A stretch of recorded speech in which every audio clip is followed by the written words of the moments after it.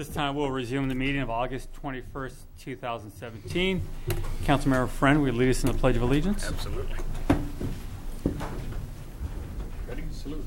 I pledge allegiance to the flag of the United States of America and to the republic for which it stands, one nation, under God, indivisible, with liberty and justice for all.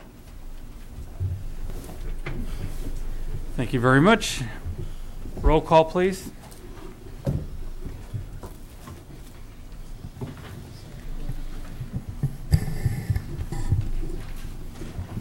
Councilmember Gillio? Here. Councilmember Vice Mayor Clower? Here. Mayor Velasquez? Here. Councilmember Friend? Present. Councilmember Luna? City Manager Avera? Present. City Attorney Diaz? Here. Police Chief Westrick? Here. Verification of agenda posting. The agenda for the City of Hollister City Council meeting of August 21st, 2017 was posted on the bulletin board on August 17th, 2017 at 8 a.m. per Government Code Section 54954.2. Thank you very much. City Attorney, do you want to report out from closed session? Yes, thank you, Mr. Mayor.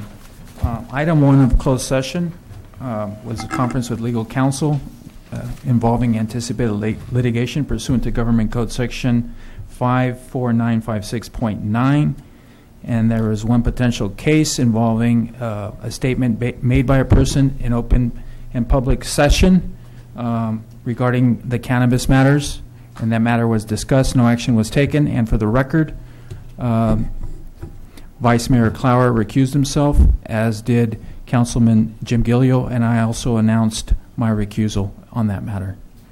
With regards to item number 2, this was significant exposure to litigation pursuant to Government Code Section 54956.9b involving the referendum on the 400 block, and no action was taken at this time on that matter, and the mayor recused himself on that matter. Item 3, no action was taken. And item 4, there was a unanimous action was taken, and that involved conference with legal counsel, existing litigation pursuant to Government Code Section 54956.9 involving the City of Hollister versus Convex case, whereby action was taken by a vote of 5-0, approving a settlement agreement between the city and defendant Convex and authorizing the city manager to execute the settlement agreement on behalf of the city. Thank you, Mr. Mayor. Thank you very much. We'll move to the consent agenda. Are there any items council would like to pull? I'd like to pull item A7, A9, and A12. Do we have any requests from the public?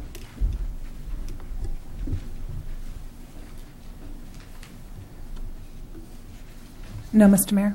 Okay. Is there a motion? So moved. Is there a second? Second. All in favor? Aye. Aye. Motion carries.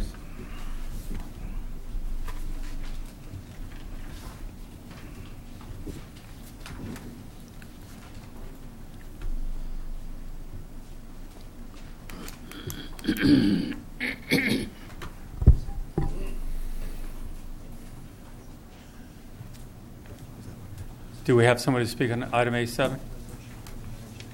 It's or David.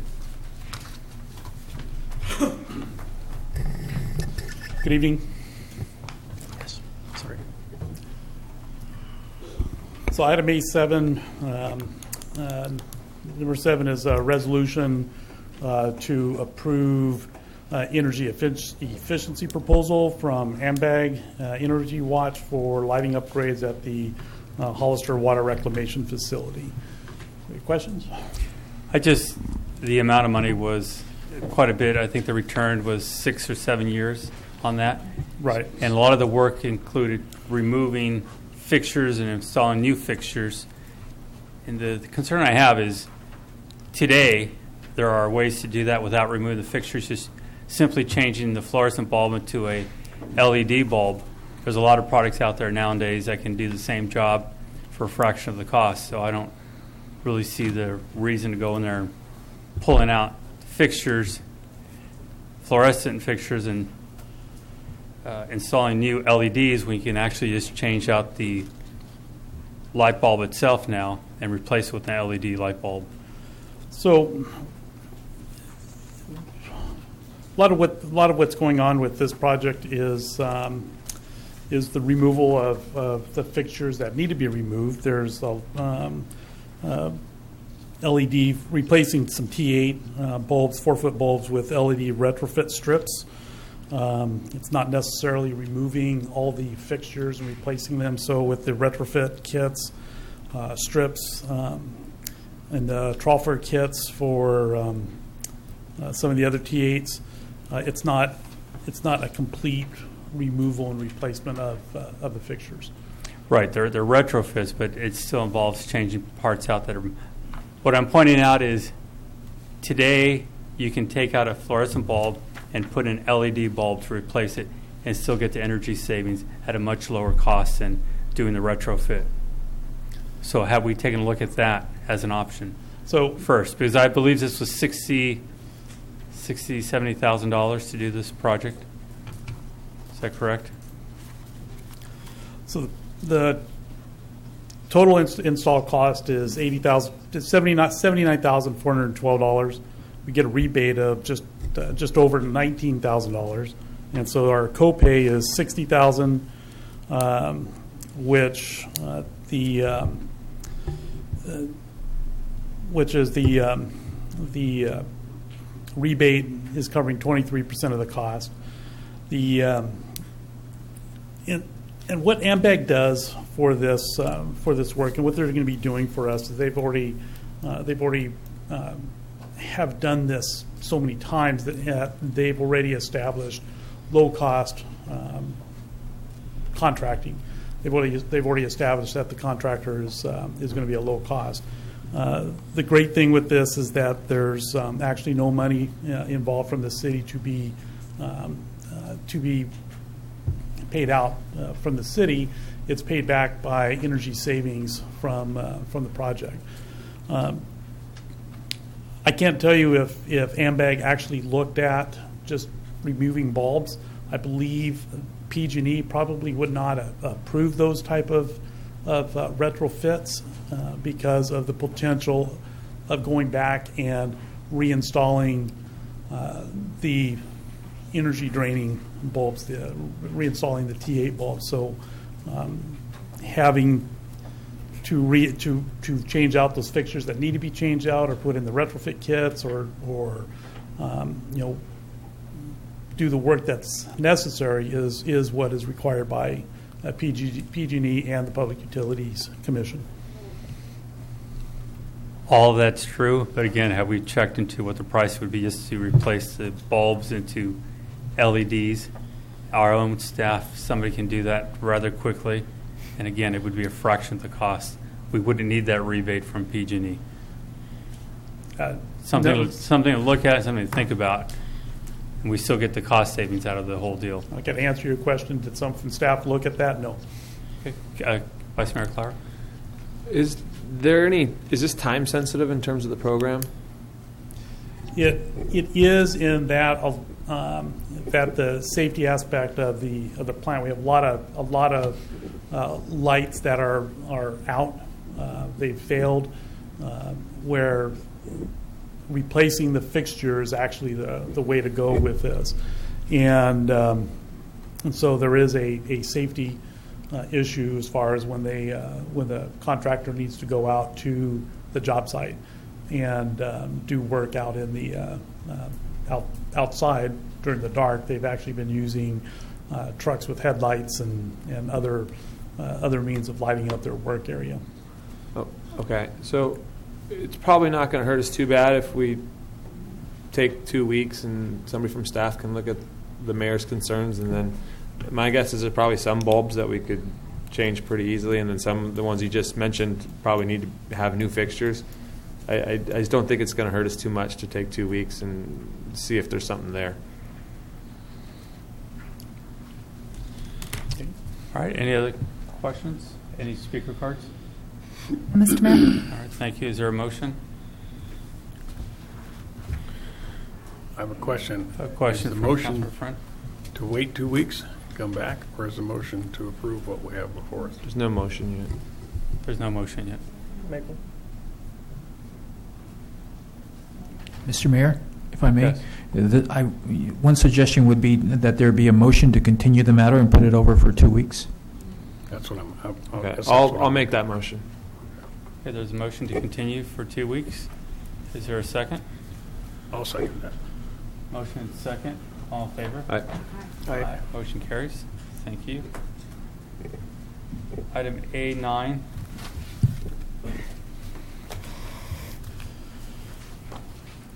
I pulled this, or you could speak on this item Yes. also? I pulled this, I know we've had issues with this group before. I know there's issues with the owner of the company having some major legal issues, and I don't understand why we would still be using this group. The issues that the owner had, John Wallace, those issues do not affect the Hollister contracts at all. In fact, his participation in the contracts are very, very minimal. His issues were, I believe, were related to him participating on certain boards, and don't know all the details of the case, but he was sitting on boards. We don't have that situation here. Wallace Group was one of 4 consultants that were interviewed, and it was by consent that by the interview panel, 3 interview panelists, that they were deemed to be the most qualified, and so that's the firm that we entered negotiations into and came to a agreeable contract for this. One of the benefits of having a Wallace do this master plan for us is that they've done an excellent job in preparing our storm drain master plan and our sanitary sewer collection system master plan. The water master plan is coming to play now because of the recent adoption of the Hollister Urban Area Water and Wastewater Master Plan. That handled supply of water. This handles the distribution of the water, and so with that, we're going to have at the end of this project, we'll have 3 very well put together master plans that city staff and everybody will be able to use for planning projects. Was it their design that failed on the sewer leak that we had a few years back? On the sewer leak, On the issue of the storm drains? a few years ago. Wasn't there some of their designs that causes some issues? A few years ago, no. And the diversion structure that was put in had some issues. The issues are more related to the manufacturer of that issue. That's what we put in this year, and they're being very responsive in helping us pursue the manufacturer. Are there any other questions from council? Do we have any speaker cards? No, Mr. Mayor. Okay, is there a motion? I'll make a motion that we approve. Second. Motion second, all in favor? Aye. No. Thank you very much. Thank you. Move to item A12.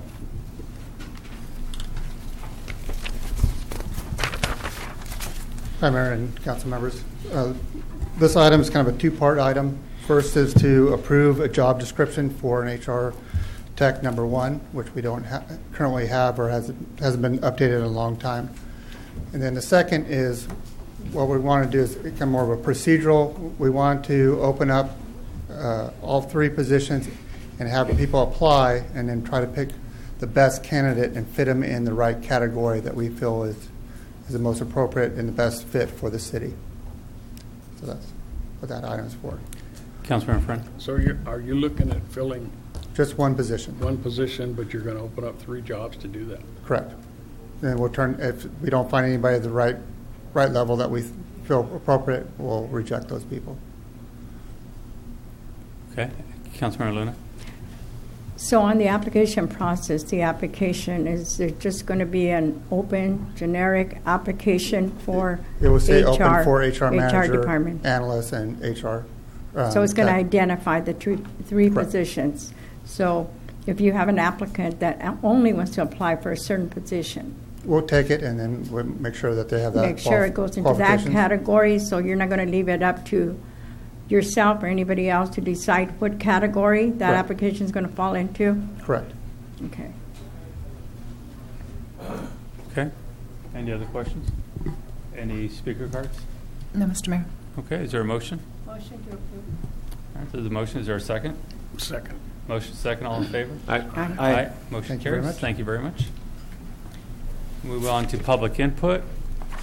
This is the time for anyone in the audience to speak on any item not on the agenda and within the subject matter jurisdiction of the council. When the city clerk calls your name, please come to the podium, state your name and city for the record, and speak to the city council. Each speaker will be limited to 3 minutes with a maximum of 30 minutes per subject. Please note that state law prohibits the city council from discussing or taking action on any item not on the agenda. Do we have any speaker cards? Yes, Mr. Mayor. Taylor Rodriguez?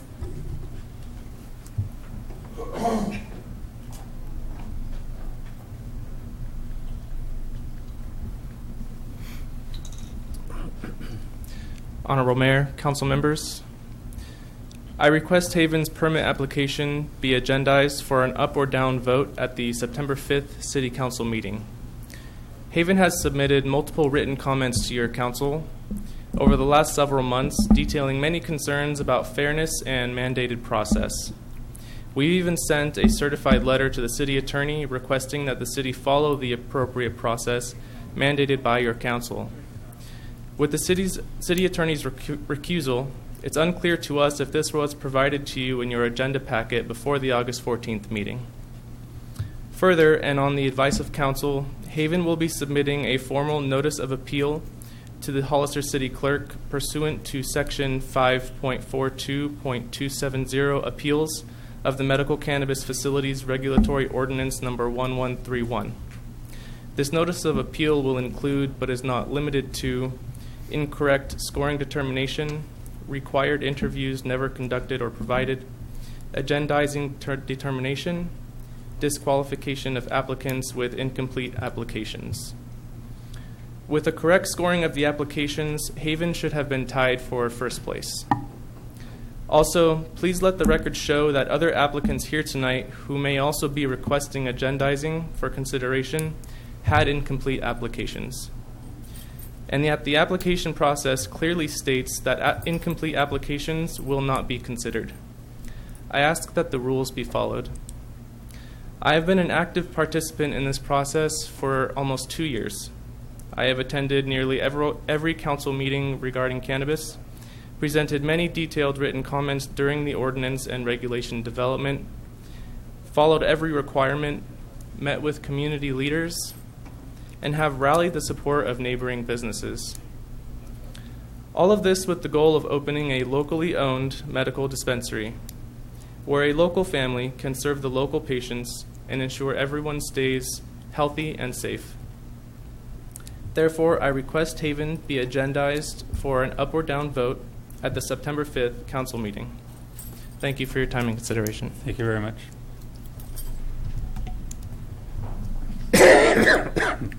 Idris Mohsen?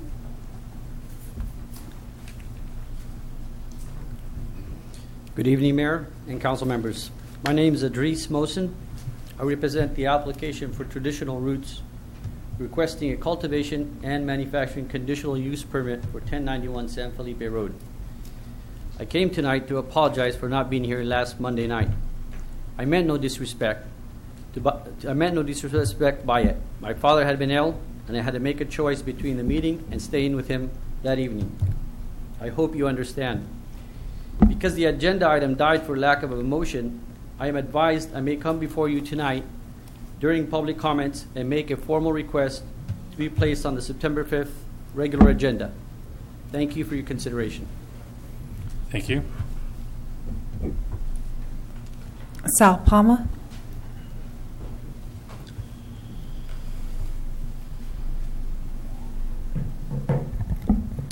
Good evening, Mayor, Council members. My name is Sal Palma with Higher Level of Care. I'm here this evening to ask you to revisit the staff recommendation for Higher Level of Care to be awarded a dispensary permit at 1802 Shelton Drive. I believe that we went through a very subjective review and scoring process with ended up with the staff making recommendations to the most qualified applicants. I understand that one of those applicants ran into some issues regarding proximity to sensitive uses. We did not fall into those same issues. We are over 1,100 feet from the nearest sensitive use. Also, I currently have an existing dispensary storefront in Monterey County that's been operating there legally for over 2 years now and has over 9,800 active patients that we service. At risk, we decided to start our tenant improvement process, by which we're going to have our fire sign off on Thursday and going to be calling for our final inspection for our certificate of occupancy this Friday. That being the case, we'd be able to start hiring within 1 week, creating 20 new jobs immediately, and within 3 weeks we would be operational and generating tax revenue to the city.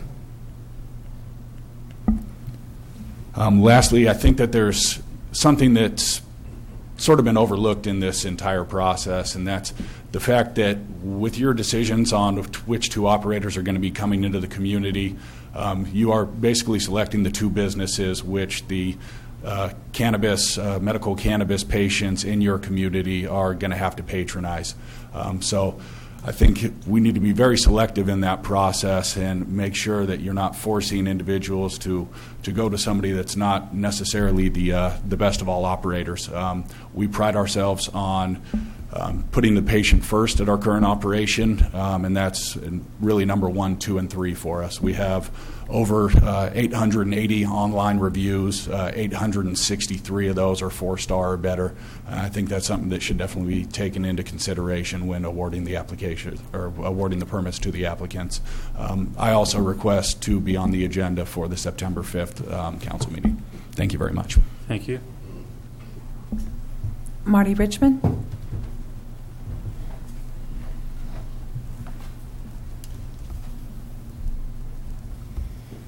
Marty Richmond from Hollister. Good evening, ladies and gentlemen. I am not asking to be on the agenda for cannabis. I come with my hat in my hand. Last week I had occasion to do an analysis of all the libraries in the state of California using data from the state library system.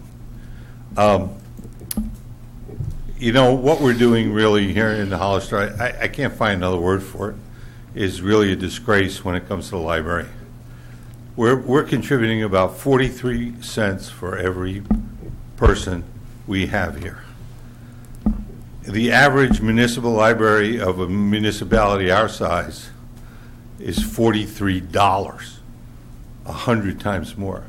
You may argue that this is a county library. The truth is it's not a county library. It's really a city library, whether you want to take responsibility for it or not. San Juan Bautista has their own library. The last data I have from the state from them 2 years ago, they're putting in $48,000 a year for their little library. So they've got less than 2,000 people. They're putting in $48,000 a year, 3 times what we're putting in the library over here to keep it open. And we've got 20 times more people than they do. The truth of the matter is San Benito County is actually putting in more money per capita than most of the counties our size, which they average, most of the counties average about $14.09 per capita. San Benito County is putting in the county library $14.21 per capita. And I'll say again, it's not really a county library. You can call it that if you want, but the only thing they have that services the county is the bookmobile. This facility is old and it's small, but we're not getting the maximum use out of it because it's not open enough. 2 years ago, they had over 7,000 children go through there, school age or preschool. Over 7,000 children in one summer in the reading program. They've got to get some funding so they can stay open. And, you know, the truth of the matter is, I've fought for this city to get properly funded at the county, and now I'm fighting for the people who use that facility to get properly funded from the city. They've been generous with their money toward this city, and we owe it to them, because without a library where they can go in and expand their literacy, they're at a disadvantage. The argument that only you don't need it anymore if you have the internet is ridiculous. The people in Palo Alto use the library more than we do. So I have the figures if you want them, and I'll wrap up by saying I encourage you to start putting some real money into the operation of the current library. Thank you for your time. Thank you very much. There are no more speakers, Mr. Mayor. All right. We'll move to item F1.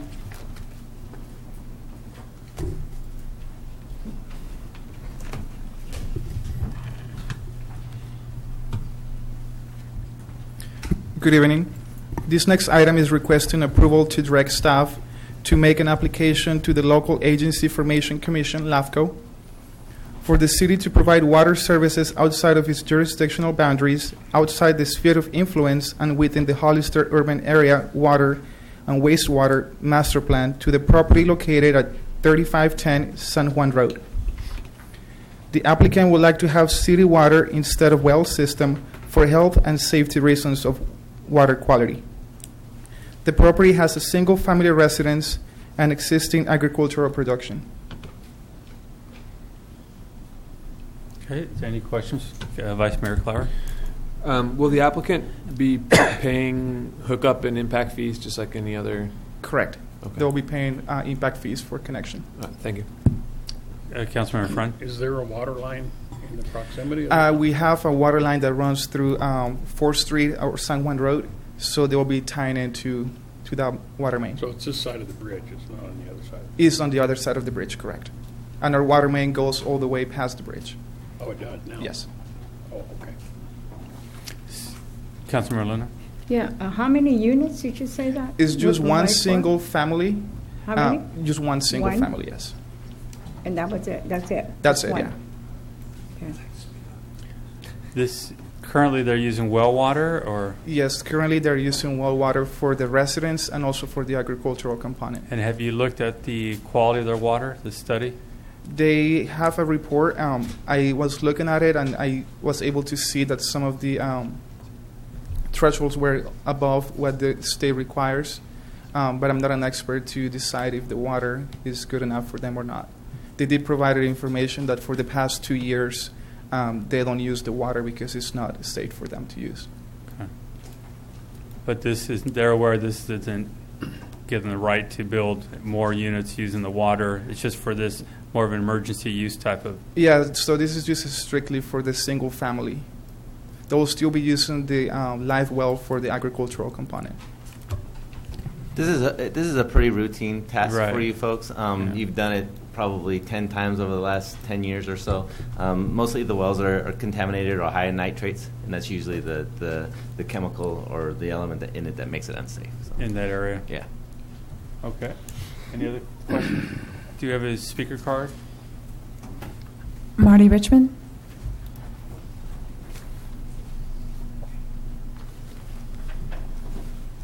Marty Richmond from Hollister. I support this request, but I also want to discuss it because there's some more implications with it that I think are going to have to be handled into the future. One of the reasons I support this request is when I look on the map, it's closer to the city. This location is actually closer to the city than a lot of locations that are in our sphere of influence. So some of our sphere of influence doesn't make any sense. I mean, in that direction, it closes off right next to the city boundary. In other directions, it seems to go on forever. So there's no logic into it. But you know, the current LAFCO has been reluctant. Would that be the right word? Maybe there's another word for it, to approve these things. That's unfortunate because in many ways, We, for instance, in the wastewater issue, we were supposed to be the regional wastewater processing plant. Every document we have talks about it being the regional one. And when people went in for application, the LAFCO said no because it wasn't in the city or in the sphere of influence. And I don't want us extending our sphere of influence 500 miles in one direction just to pick up some big development out there. So we've got to get LAFCO straightened around, if you ask me. That's just my personal opinion, to understand that we are the regional provider and that the rule about you can't provide any to somebody who's outside your sphere of influence doesn't make any sense in the way our county and our city are built. It has to be concerned on how far it is. So I do support this request. I just want you to know there's a chance that LAFCO will say no because of what their current interpretation is. And I think that issue needs to be solved once and forever so that every time someone comes here and you say yes, they don't go over there and get told no. Doesn't make any sense to me. So thank you for your time. Just for clarity for yourself, this is one of those issues that does qualify. It's an emergency use because of the quality of the water, so I don't see much issue there with LAFCO. Your other points are valid about the distances. Thank you for mentioning. Yes, it is. Yes. Councilmember Linder? Yeah, I just have a question, Mr. Mayor. So a decision needs to be made here at this level. So then it goes on to LAFCO, and we have two representatives of the City Council serving on that board, and an alternate, right? Is that correct? No, it's one council member. And an alternate. You have an alternate as well? The alternate is from San Juan Bautista. Yeah. My concern would be that we make sure that if it passes or if we vote this in, then, you know what, our vote should count as a yes on that LAFCO board. And that was just my commentary. Okay, any other questions? Motion, Mr. Mayor? All right, is there a motion for the motion? Did I hear a second? A motion to approve resolution F1 number 13. I'll second it. Motion and second, all in favor? Aye. Motion carries. Move to item F2.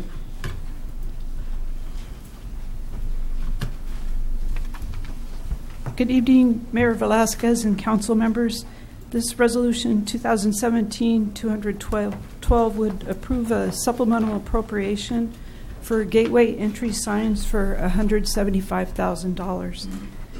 In 2015, in keeping with General Plan Land Use, Community, and Design Element Policy 1.2, the city approved a resolution to submit a claim to COG for $50,000 to use local transportation funds for a gateway sign, and this was to be placed at the west entrance to Hollister at Graff and 4th Streets.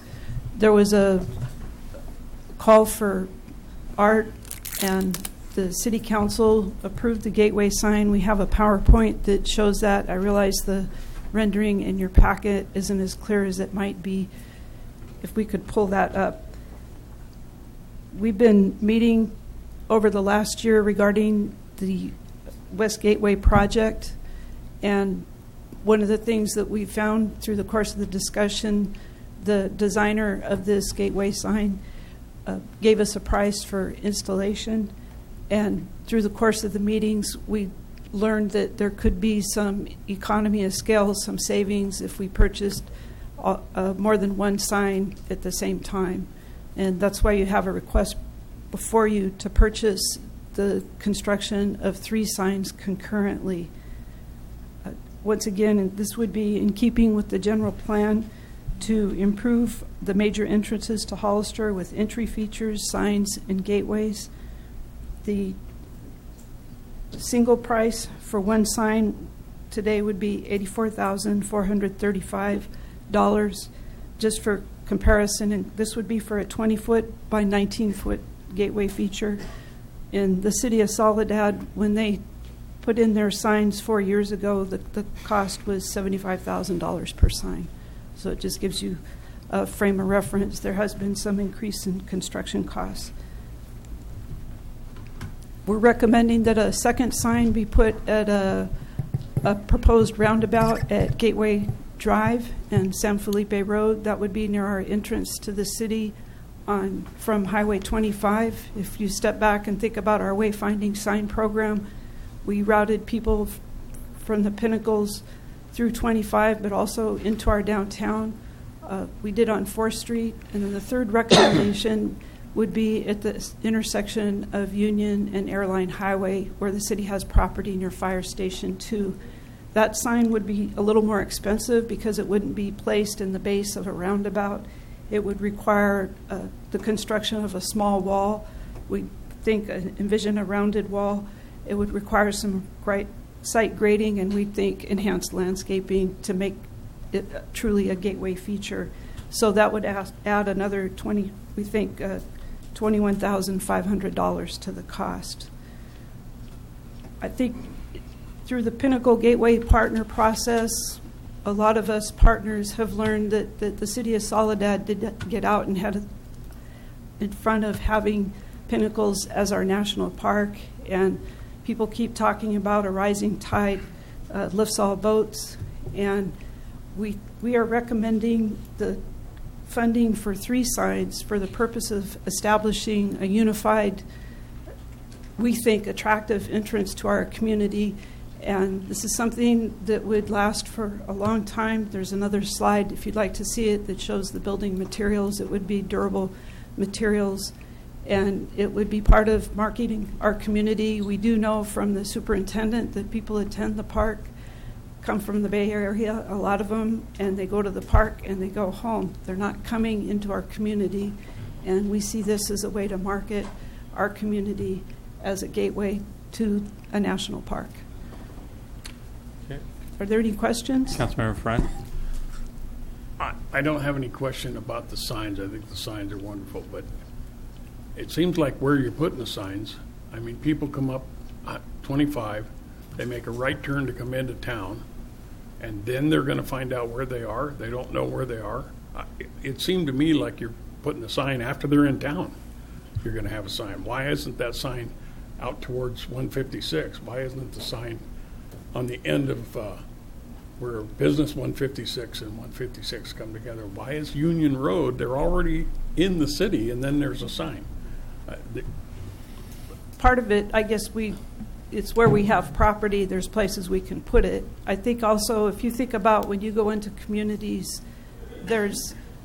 you're not always announcing that you're a gateway at the edge. It's part of the welcoming the tourists to the community, creating a sense of place. But if you look at the map that our Chamber of Commerce puts out, it has people coming 25 and taking the bypass all the way to it doesn't have them coming downtown. So the sign should be out there where they can see it, and we already have the property out there with a sign on it. It just seems to me like I agree with the signs, but you're putting them in, it's like saying a store 2 blocks after the store, you missed it, go back. That should be something that attracts people off the major roadways, and I thought that's what the signage, the wayfinding sign. Part of the wayfinding signage is to have the directional signs to let people know what attractions there are in our area. But the master plan also had places for gateway signs. And so if you'd like, we could bring this back and review the locations on the plan. I understand they're gateway signs, but they're not in the gateway. They're already in town. It seems to me like the gateway should be out where people driving 25, all of a sudden, I wonder where this goes. I don't know. It seems like it's wrong, just the wrong spot. I think the signs are great. It's just in the wrong spots. That's just my opinion. Originally, we discussed this sign for the 4th and Graff Road roundabout. Correct. And it would still be there. That would be one of them. And then the second would be that we're recommending is at Gateway and San Felipe, and the third would be at Union and Airline. So there The roundabout at 4th and Graph, I'm fine with that. Union and Airline, it doesn't make any sense to me. The other one, we have the Welcome to Hollister sign out there right now. I agree with what Councilmember Friend is pointing out. We're putting it after the fact. I'm okay with the 4th and Graph because that is an entry point from the west side of the city. And I think what we should be doing is focusing on that first one, seeing how it works out before we expand to try to put more out there. Just one comment about Union and Airline, and I could see where it doesn't seem intuitive, but after working on the Gateway sign program, that's one point where there's a lot of signage because we have the Wine Trail, we have Hollister Hills, so there's other attractions, and so there could be people that are following the Wine Trail signs, or they're going to Hollister Hills, or Thousand Trails. But they would already be past the road to Hollister Hills when they got to this, so it just seems like I think the signs are great. I just think they're in the wrong spot. They're not catching half the people that are looking for the pinnacles. Mm-hmm. So I think we're hearing a couple of things. So why don't we do this? What if we can have the council make a motion to continue this to the September 5th agenda item? We'll prepare two sort of alternatives. One is we'll look at different locations for the 3 entry points if we think that the Gateway in San Felipe is not adequate or if it's too far in town. And then we'll also provide you an alternative for just the sign at the West Gateway at that location. So I know that Mary's excited about getting at least that one started because we have plans. We're starting to hopefully do some construction out there shortly. So that's one of the time constraints that we may be dealing with. But is that okay, Mary? Can we do that? Yeah. So. Okay, we have a speaker card, I believe. Oh, Marty Richmond. Sorry. You guys stole my thunder. That's exactly what I was going to say, Marty Richmond. Then you can sit down. From Hollister. No, I would like to get something else in. So we've been talking about having 2 sets of signs for a long time. I'm pro-sign. I think the designs are really good. So my compliments to the staff. Mary, thank you. But yeah, we got to get them in the right place. And the right place for the big signs is to get people off the highway. Off the highway. I'm even worried about 4th and Graph. Nobody on the highway can see the sign at 4th and Graph. The only thing they can see now on the sign on the highway as they come up to 150 to the 4th Street is there's a big sign there that says there's a boat ramp at the reservoir and picnicking at the reservoir. It's been there and it's still not covered up. It is covered. I checked for you. What? It is covered. They finally covered it? Well, guess what? A week ago it was not covered because I checked. I drove out there on purpose. So we got to get people off the highway with the big signs and then use the wayfinding signs to tell them, here's the way to downtown, here's the way to shop, here's the way to City Hall, here's the way to the Pinnacles. So they're already made the decision, I'm going that way, and now we get them to the critical corners and the wayfinding signs tell them which way to turn. I don't have any trouble with having something at 4th and Graph, but if we're going to make a big sign that's trying to get people off the road, they can't see it from the highway at 4th and Graph. You can't see it. It's too late. Once you get on that road, you say, okay, I'm going to Hollister because there's no place else to go. All right? So this doesn't make any sense to me to put the sign there. I'm glad we have the signs. I hope we have more signs. I want to see the wayfaring signs go up, the wayfinding signs go up. So essentially, I'm in the same thought pattern you are. Thank you for your time. Thank you very much. Any other speakers? There are no more speakers, Mr. Mayor. All right. Is there a motion? I'd like to make a motion that we put this off to September 5 so we can get some alternatives, and that's all. I like the signs, Mary, and I know we've been working on them for a long time, but. Okay, thank you. Okay, there's a motion to continue to the September 5th meeting. Motion is second. All in favor? Aye. Aye. Motion carries.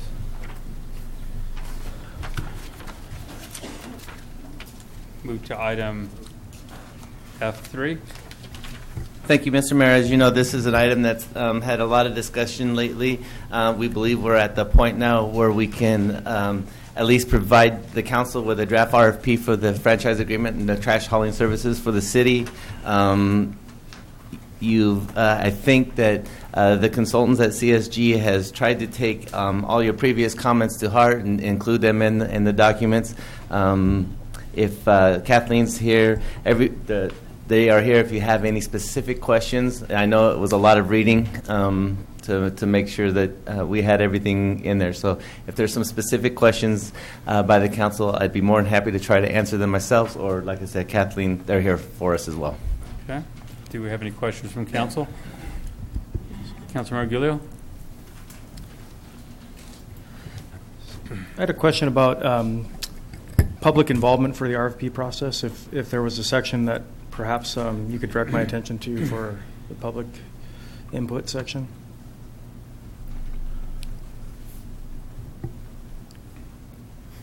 For the public involvement, do we have the public give input about the RFP process? Specifically, I was concerned about some of the hours, probably more for county folks. I'm thinking of ag.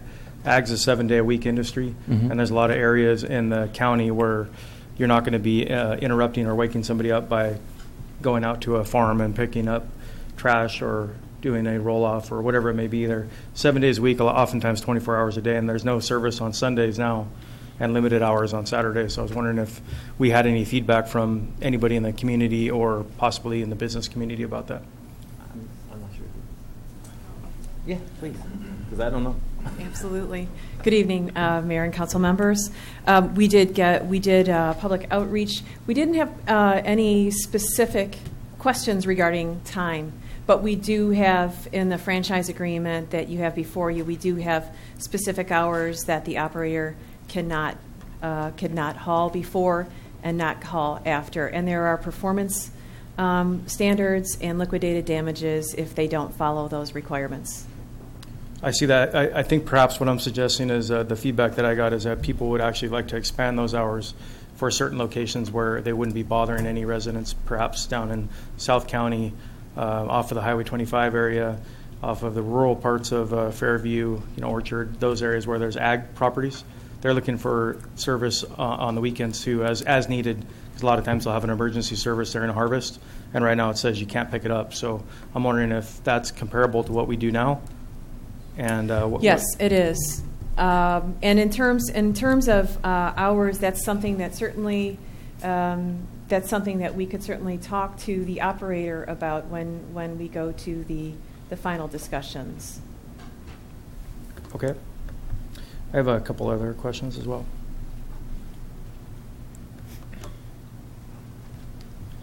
Can you talk to me about the local location? Originally, I think when we were talking about this at our previous council meeting, the first meeting that I was at, we had discussed the operator requirement to have a local facility, whether that be a lease facility, a purchase facility, rented, something within the county or potentially in the city. And my concerns with not having that come down to tax revenue, and perhaps if we're going to go out and purchase millions of dollars worth of equipment, where does that sales tax go, number one? And then number two, trash trucks have a large impact on our roadways. I heard a stat that one trip is like 10,000 car trips on a residential street. Maybe you can tell me if that's accurate, number one. And then number two, all of the gas fill-ups potentially would be out of the area. Right now I see there's a 30-mile limit is what I see in the RFP, that somebody has to, within 30 miles of the county building, they have to set up a yard, but not within the county of San Benito or the city of Hollister. My concern is about the lost revenue, sales tax implications, gas tax implications, and then also to follow up, and then I'll be quiet and listen to an answer. It says going over to page 14 of the actual agreement, and it's page, let me give you, I think it's 3.5.5. Okay. It talks about specifically about it's actually 15, I apologize, 3.5.5. And it says, at a minimum, contractor shall, this is in addition to what else it says, at a minimum, contractor shall purchase the following items. I like the word shall from vendors within the county. Vehicle supplies, example. I'm sorry, could I interrupt you? Are we speaking of the RFP or of the franchise agreement? The RFP, Okay. sorry, the draft RFP. It's under Section 3, Scope of Requested Collection Services. I'll give you a moment to find Sure. it. So 3.5.5, 5? got it. Yeah. It's the very last section before 3.6. Got it, okay. And I'm reading, looks like second full paragraph, or second full sentence in the graph. At a minimum, contractors shall purchase the following items from vendors within the county: vehicle supplies, fuel, fluids, tires, parts, etc. The language that concerns me is only if the contractor's operation and maintenance yard is in the county. So that's where I'm getting that concern. I'm worried about the Sure. road tax and the maintenance of our roads, and that money actually, over a 10-year period, when you're talking big trucks, that could be a significant amount of money. I want to get your thoughts on that. Absolutely. So I'm going to just preface it, and then our technical expert, who has had a lot of discussions about this and has worked with regarding local, can come up and answer a lot more detailed questions. So the local yard is indeed the preference. The issue that we wanted to do in terms of this RFP is to be as competitive as possible. We wanted to ensure that as many operators would propose on this as possible: Recology, Waste Management, Republic Services, other consortiums that may want to propose. So what we really wanted to do is provide the option, but we didn't want it to be a detriment to possibly increase costs on the ratepayers to require a local yard. So that was one of the key issues and why we placed it in the language in that particular way. Okay. When I apologize, I didn't do all the research I should have. When I was growing up in town, there was a yard off of Fallon Road where there was a waste hauler there. Is that Recology that used to be there and they moved out, or is that the previous waste hauler? So Recology's current yard is in Gilroy. So I'm not familiar with the one on Fallon. Okay, it was at Fallon and Shelton there, so I'm not sure what it was. I think my point is I think it's feasible that we do have a yard in town, and I understand that, I think I heard that there was an argument made that it could cost tens of millions of dollars to get a piece of property. Well, you can also lease a piece of property for many years, or you could rent. There's a lot of other options than going out and purchasing a huge piece of property. I just think it's important if it doesn't affect hugely the cost of service, and if we went out and we did an RFP and we required, for example, somebody to have a local yard and we got zero responses because of that, Sure. Perhaps we could modify that and say, oh, you know what, that wasn't such a great idea. But it allows us to accountability for customer service, less road trips. If you have a hauler, let's say, that's in Gilroy, they're going to be going up and down potentially 25, Fairview, the back roads, 156 if they're going over to Salinas. Sure. It's not a ton of traffic, but it's more. So if there's that possibility to get it here, I think that's a preference I'd like to see. Sure, thank you. And if it's agreeable with you, I'd like Kevin McCarthy to answer that a bit more, because he did an enormous amount of research in this particular area, because it did come up in the ad hoc committee meetings over a series of months. So we really wanted to be responsive. I know it was for Hollister. So I'll ask Kevin to provide a bit more information if that's agreeable to you. As Kevin is coming up, Councilman Gillio, it was probably Hollister's disposal and then Waste Management, I think. Thank you. Yeah. Hollister disposal. Yeah, and I think that's actually off of Lana. Was it on Lana? Yeah. Good evening, Honorable Mayor and Council members. Kevin McCarthy with CSG Consultants. So to build off what Kathleen was talking about, what we try to do in the RFP is try to maximize competition. The more companies that propose, the more flexibility that we give them with their operations, the better chance that we have to get competitive prices. We heard it from the ad hoc committee that Carson Clower, Vice Mayor Clower was at, Mr. Friend, Councilmember Friend was at the first meeting, that this local corp yard is important. We're in an awkward situation because, this council and the Board of Supervisors and San Juan Bautista all spoke very highly of Recology service, but they have a corp yard out of the service area. So at a minimum, we are trying to be responsive to the existing contract has this provision of a certain mile radius. So we're trying to allow for that possibility. One suggestion might be that we provide a preference in the scoring. Maybe we've said in the various meetings that we would like to see a local yard. We've tried to have a compromise to allow for the possibility I think these companies that are going to respond know that you all want a yard here. The county would like a yard here. I think it's more of a question of, do we mandate it? If we do, we just do run the risk of putting more cost pressure for companies. This is not a super large contract for companies that might service it. It might be expensive for them. So we could change it the way you're suggesting. Another possible way is, as we evaluate the proposals, is to give some sort of a preference to any company that proposes in the county. That might be a way to accomplish the same goal. So. Okay. I had a question. I wanted to fully understood. I understand the labor policy, which is 4.3.2. I'm going to get there myself.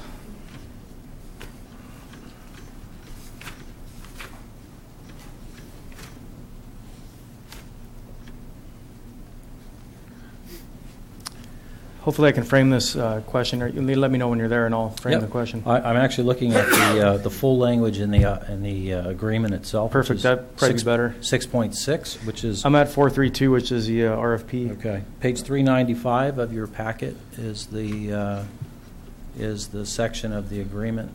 Is that too far to scroll? I'll frame my question, and perhaps you can use that section to answer. Thank you. My question is this. So my understanding is that there's different labor rates for unions depending on where you are. So maybe on the Bay Area it's one rate, maybe over here it's another rate, speaking generally. So my question is this: if everybody's going to bid on the same labor rate to keep that a uniform rate, so that everybody we can view the labor as one cost and we can see all the other costs separate, essentially.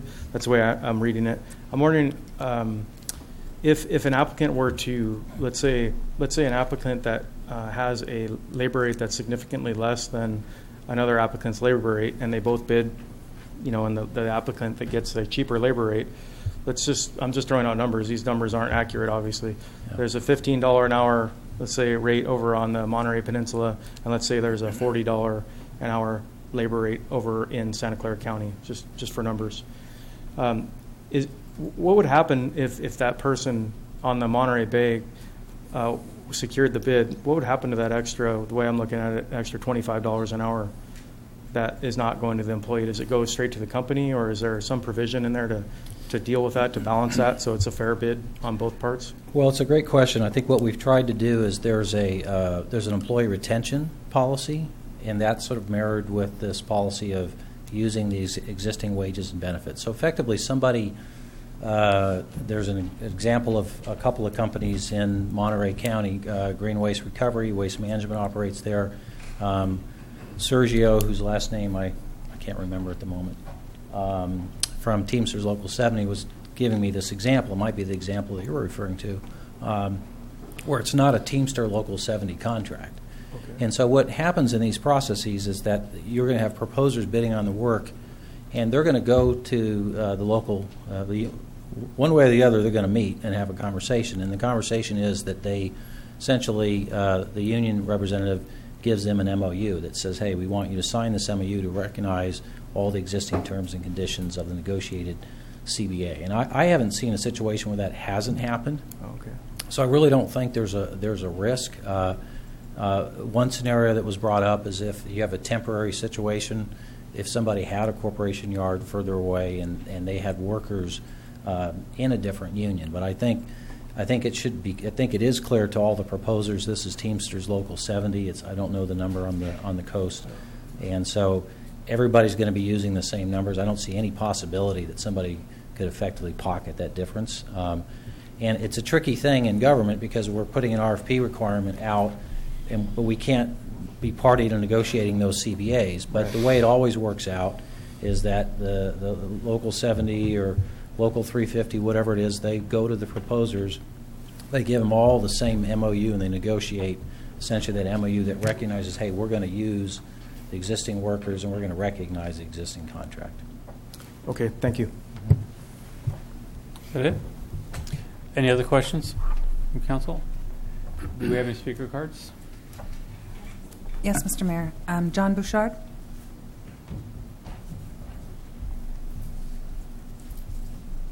Good evening, Mayor, Vice Mayor, and council members. I'm John Bouchard. I'm the Secretary Treasurer of Teamsters Local 350. We represent the workers that currently provide the service for San Bernardino County and Hollister. So to echo what Mr. McCarthy was saying, we do reach out to all the companies that are submitting bids, and we ask them to sign MOUs that contains language with worker retention, honoring the current contract that the members are working under, and labor peace. So far, we've only submitted, we don't submit to the current provider because we're under contract with them already. We have submitted to Green Waste, who's they're a non-union company, the only non-union company really that operates in our area. But we submitted an MOU to them. They've agreed to sign it, but as of today have not signed it yet. So, and any other companies that express interest in bidding on the work, we will approach them with MOUs as well. But our primary concern, you weren't too far off with the numbers you presented earlier. Our primary concern is that the members are protected. They currently under contract. They have a good wages. They also have good health care and pension, which is important in today's economy. And when we talk about a level playing field, we want to make sure that we're not in a race to the bottom. So we don't want the level playing field to be at the lower wages that we're talking about that are the workers that are under contract in Salinas.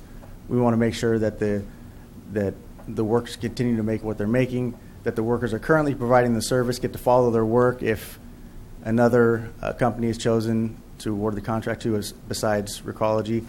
That's our primary concern, is that they follow the work and there's no loss in pay or benefits for them. But I just want to let you know we're here if you have any other questions for the labor side of it. Thank you. Thank you very much. There are no more speakers, Mr. Mayor. All right. Thank you. Is there a motion? I have a motion.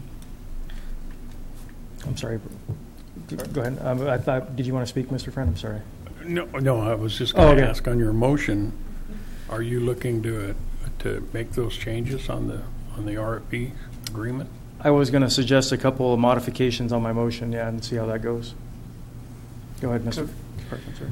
So when we were discussing the process, it seemed like there was an option for possible service providers to do a second proposal to take into consideration some of these things, where if somebody wanted to do the proposal the exact same way that we were talking about, that we've asked, that'd be fine, but they could also come along and say, we'd like to have a corporate yard that doesn't use CNG vehicles or whatever. Is that something that we could do? Because before you hit any other items, we've got to go back and get this cleared by San Juan and the County of San Benito, I imagine, any changes we make. Yeah, that's a great point. There is a provision of the RFP process called an alternative proposal, and it's exactly what you said. So somebody could look at, we call it the base proposal. So here's all the standards. And then if somebody wanted to offer something completely different, a different type of truck, a corporation yard, essentially anything that they want, they have the ability to fill out a whole separate set of cost forms and give us that proposal. So I appreciate you bringing that up. That would be another alternative. We are in a. I want to make sure we do what this council wants. We're in a tricky dance. If one of you makes a significant change, we go back, start the dance again with the other two. But the most important thing is that we get it the way that you want it. But that is another way to approach it. And can you let us know not the exact people, but the type of people that are going to be on the selection committee? What their backgrounds are, who they are, and then maybe just touch on the process of. I remember what we called that, where they can't talk. They can't talk to us. That might be good to talk about too, real quick. So let me start, Vice Mayor Clowder. Let me start from the back. So there's something called a proposer code of conduct. So whenever the RFP is released, until the time that an agreement is negotiated and signed, there can't be any contact between potential proposers and anybody involved in the process. So it would include myself, city, county staff, elected officials.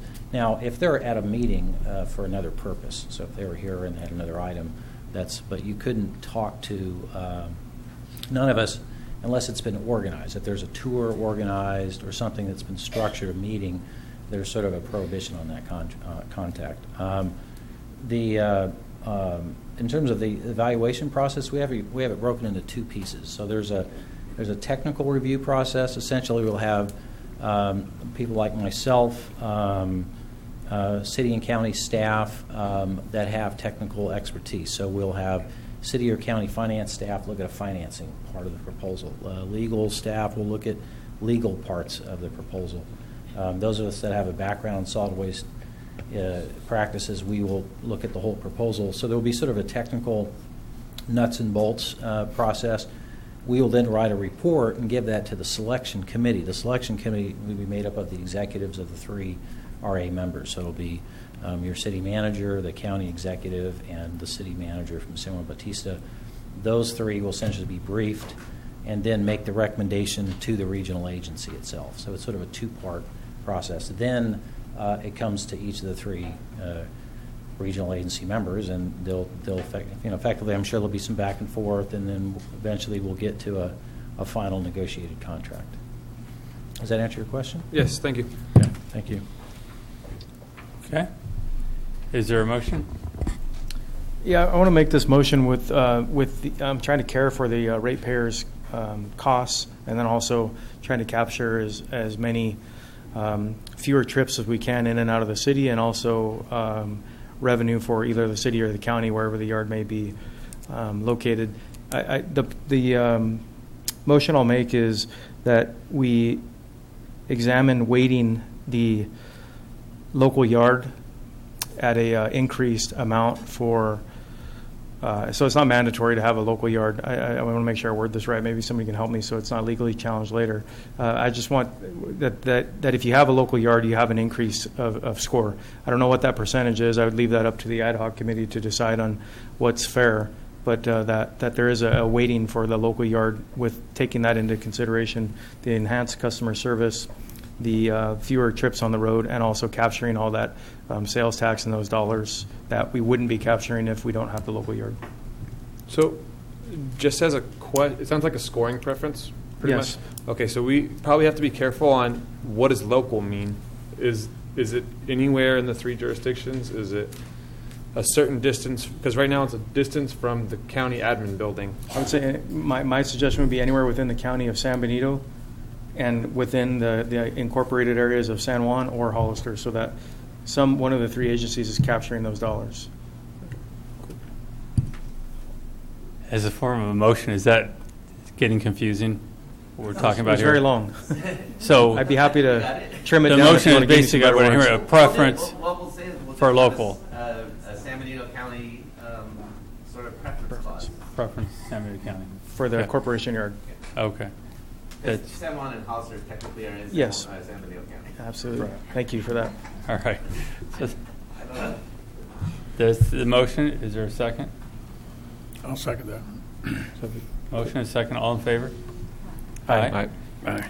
Motion carries. Thank you very much. All right, we're going to go ahead and move to Can I ask a question? on this side. Yeah, that's why I had my hand up. When is the county in San Juan hearing this? Are they hearing it tomorrow? Is the county hearing it tomorrow? San Juan already approved that the county's tomorrow. Okay. Okay. We're going to go to move to item G1. Reports from city council members regarding their committees. Councilmember Luna. Good. Thank you, Mr. Mayor. On Wednesday, August 5th, I attended AMBAG meeting in Marina Library, and apparently there was some plaques that were taken down from somebody's wall, and they were given to all the cities. So they gave me the city of Hollister. So I'm going to give it to Bill Avera, city manager, and see where he puts it up in City Hall. And I attended the area council on aging on Wednesday the 16th in San Juan Bautista, and I invited a couple of members of the San Juan Bautista, of the city residents, to attend. One person attended. You know, it's sad to say that we were in San Juan Bautista and not one member of the city council was there, and not one member of the board of supervisors was there.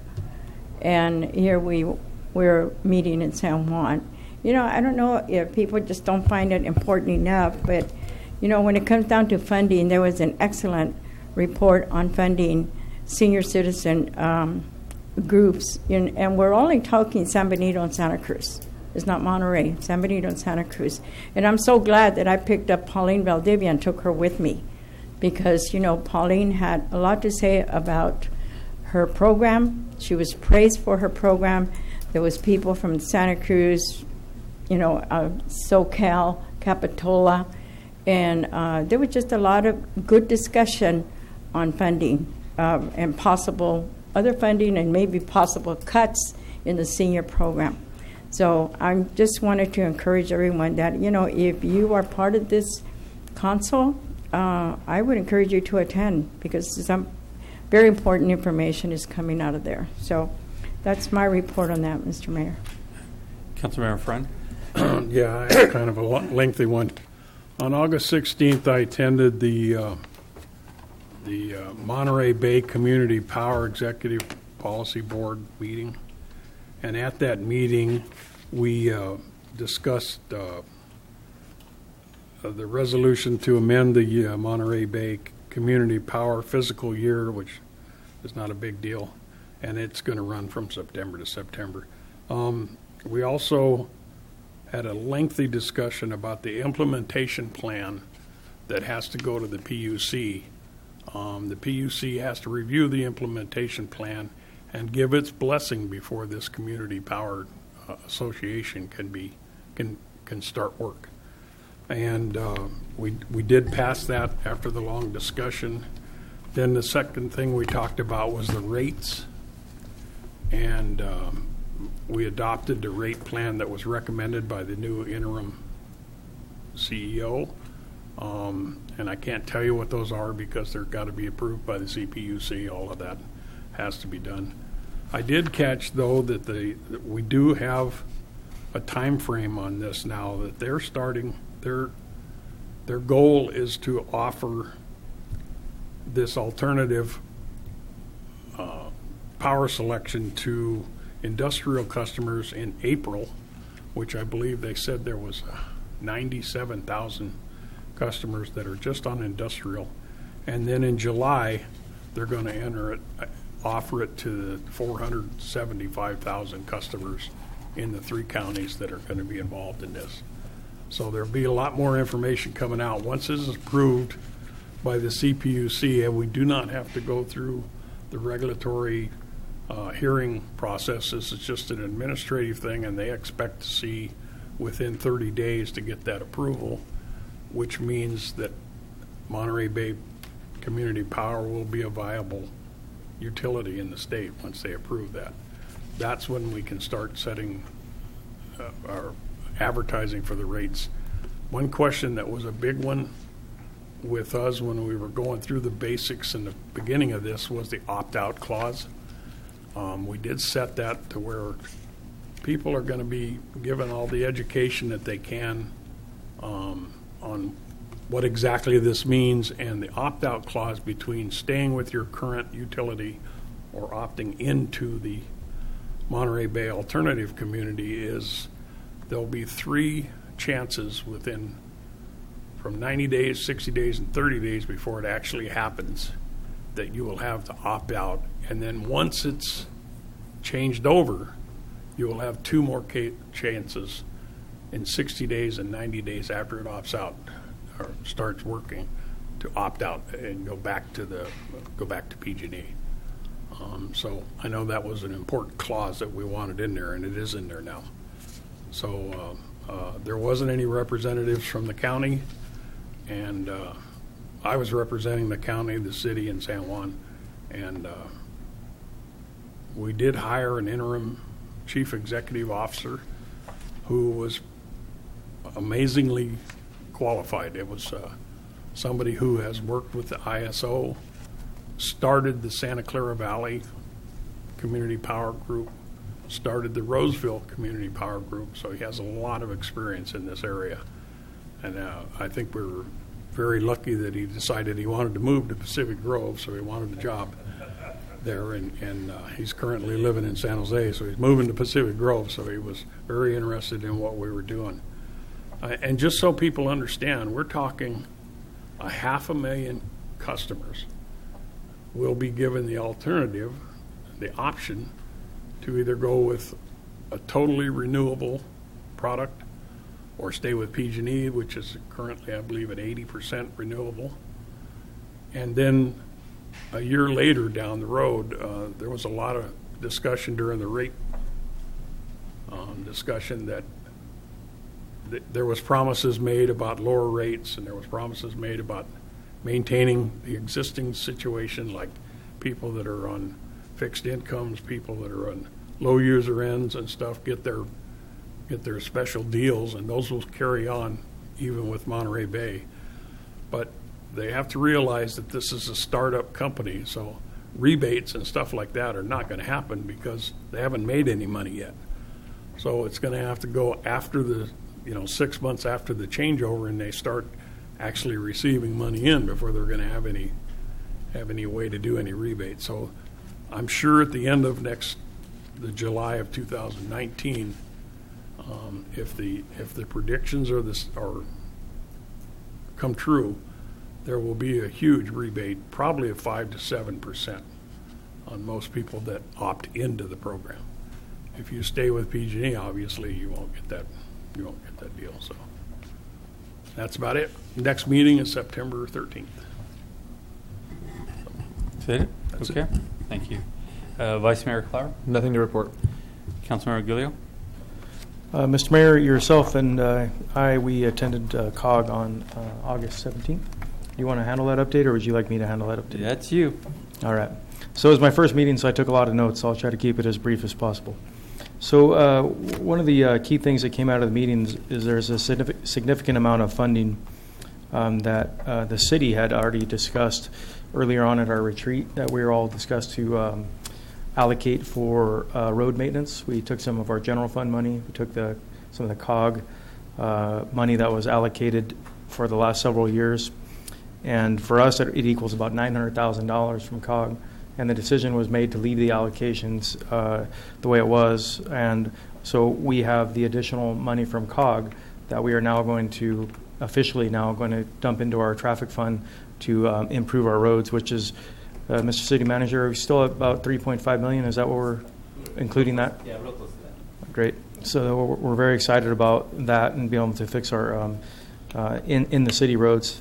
One of the other things that came up at COG was another funding source. So COG has a certain amount of money in a reserve, and the COG board is willing to bring that reserve down to a certain level, and that's going to free up some more funds for all three agencies. And with those funds, Mr. Mayor, please correct me if I'm wrong, we talked about perhaps, because it's a smaller amount, perhaps there's a way that we can work together with the county, Hollister, and San Juan Bautista to pick a project if there's not a ton of funds there that, one agency isn't going to be able to do a whole lot with their percentage of the funds, but if you lump them all together, perhaps there's a safety project that we can get done. So that's coming up for us to discuss and think about. If you guys have any feedback on that, please let me know. We also assigned me, the new guy, to a committee to essentially come up with a RFP for transit in the future. There's a transit plan. I'm sorry I didn't take a note on it, Mr. Mayor. If you know the name of it off the top of your head from being a COG expert, you can school me on that. But I am going to be involved in that, and that'll be at the beginning of the in January is when that committee will start up. And it's myself and Anthony Botello from COG, as well as some other folks. So I'll keep you apprised on that as we get closer to those dates. Thank you. To add to that, also, COG has allocated, will allocate $50,000, up to $50,000 for a new rail study to see if it's a viable option for our community. The last one that was done was in the early 2000s, so we'll have a better update on the cost to do the project and the cost to run the system per year. As far as my meetings, the meeting I went to was a mobility partnership meeting. That is a meeting between Santa Clara County in San Benito County, representative elected officials from South Santa Clara County and San Benito County. The focus is what we can do together to work on Highway 101, 25 corridors and the 156. The group decided 5-0 vote to make a priority of the interchange at 25-101. Santa Clara County had passed a sales tax last year, which is going to give Santa Clara $6.5 billion. They're looking to allocate $76 to $80 million for a new interchange at 101-25. We have decided that would be the priority, phase one. We're looking at having discussion about a flyover rather than just coming around as it is now. So that's a big breakthrough. And we're also going to be talking at the next meeting about phase two, the corridor from 101 through San Benito County, if we're going to use a southern route or a northern route. In the past, our community did not want a southern route. So hopefully we can work that out so we can use 156, Highway 25, and 152 as a trade corridor, which would help bring in more dollars from the state to allow us to do the improvements we need to do. It was a big breakthrough, and I'm pretty excited about this one. But we are going to have to do our part so we can get our portion of the road fixed. So I'm looking forward to the next meeting in, I believe it was late November. All right, we're going to go to item G2, informational reports from City Council. Councilmember Luna. Yes, I had received several calls about the crossing walk on Line Street and Buena Vista Road, only because of the Chispa project and children that will be moving into those apartments. So I do want to thank the city staff that showed up on Monday morning, the 14th, and we met there in the corner of Line and Buena Vista with the Chispa staff, and so worked out the plan where they're going to move. The city will move forward with the crosswalk. It's very important because the children crossing into Line Street and then crossing Line Street again, Buena Vista onto Calvary School. So that was important. And I just had an announcement regarding the town hall meeting tomorrow. I hope people will attend. Congressman Jimmy Panetta will be at the San Benito County Board of Supervisor Chambers at 6 p.m. And also another announcement was that Assembly Member Ana Caballero is opening her office, a new office, and it's going to be at 60 West Market Street, and that's going to be on Friday, August the 25th, and she'd like to invite people from our city to be there. Salinas, right? Yeah, Friday. That's my report. All right. Thank you. Councilmember Friend. No. Vice Mayor Clower. Yeah, a couple items. First of all, I wanted to give a shout out to the Public Works Department for doing a darn good job on all the crosswalks near the schools. I know that was kind of the Monday, Tuesday night project for about a month. And you can really tell the difference between the new striping that we have and the old water-based striping. It's a huge difference. And they were able to get it, I think, at least most of the schools that I saw done before school actually started. So that was pretty awesome. Also, wanted to give a shout-out to the Soundwall crew who was working on Southside, which is pretty exciting. And there was a gentleman that I saw on Southside Road maybe a couple of weeks ago. It looked like he had maybe on his way home he saw a tree that he wanted to trim, and so he grabbed his pruning shears, then jumped on his bike and rode over there. And I thought that was pretty cool. I see people doing that, picking up trash every once in a while, and it's really nice to see people kind of taking pride in the city.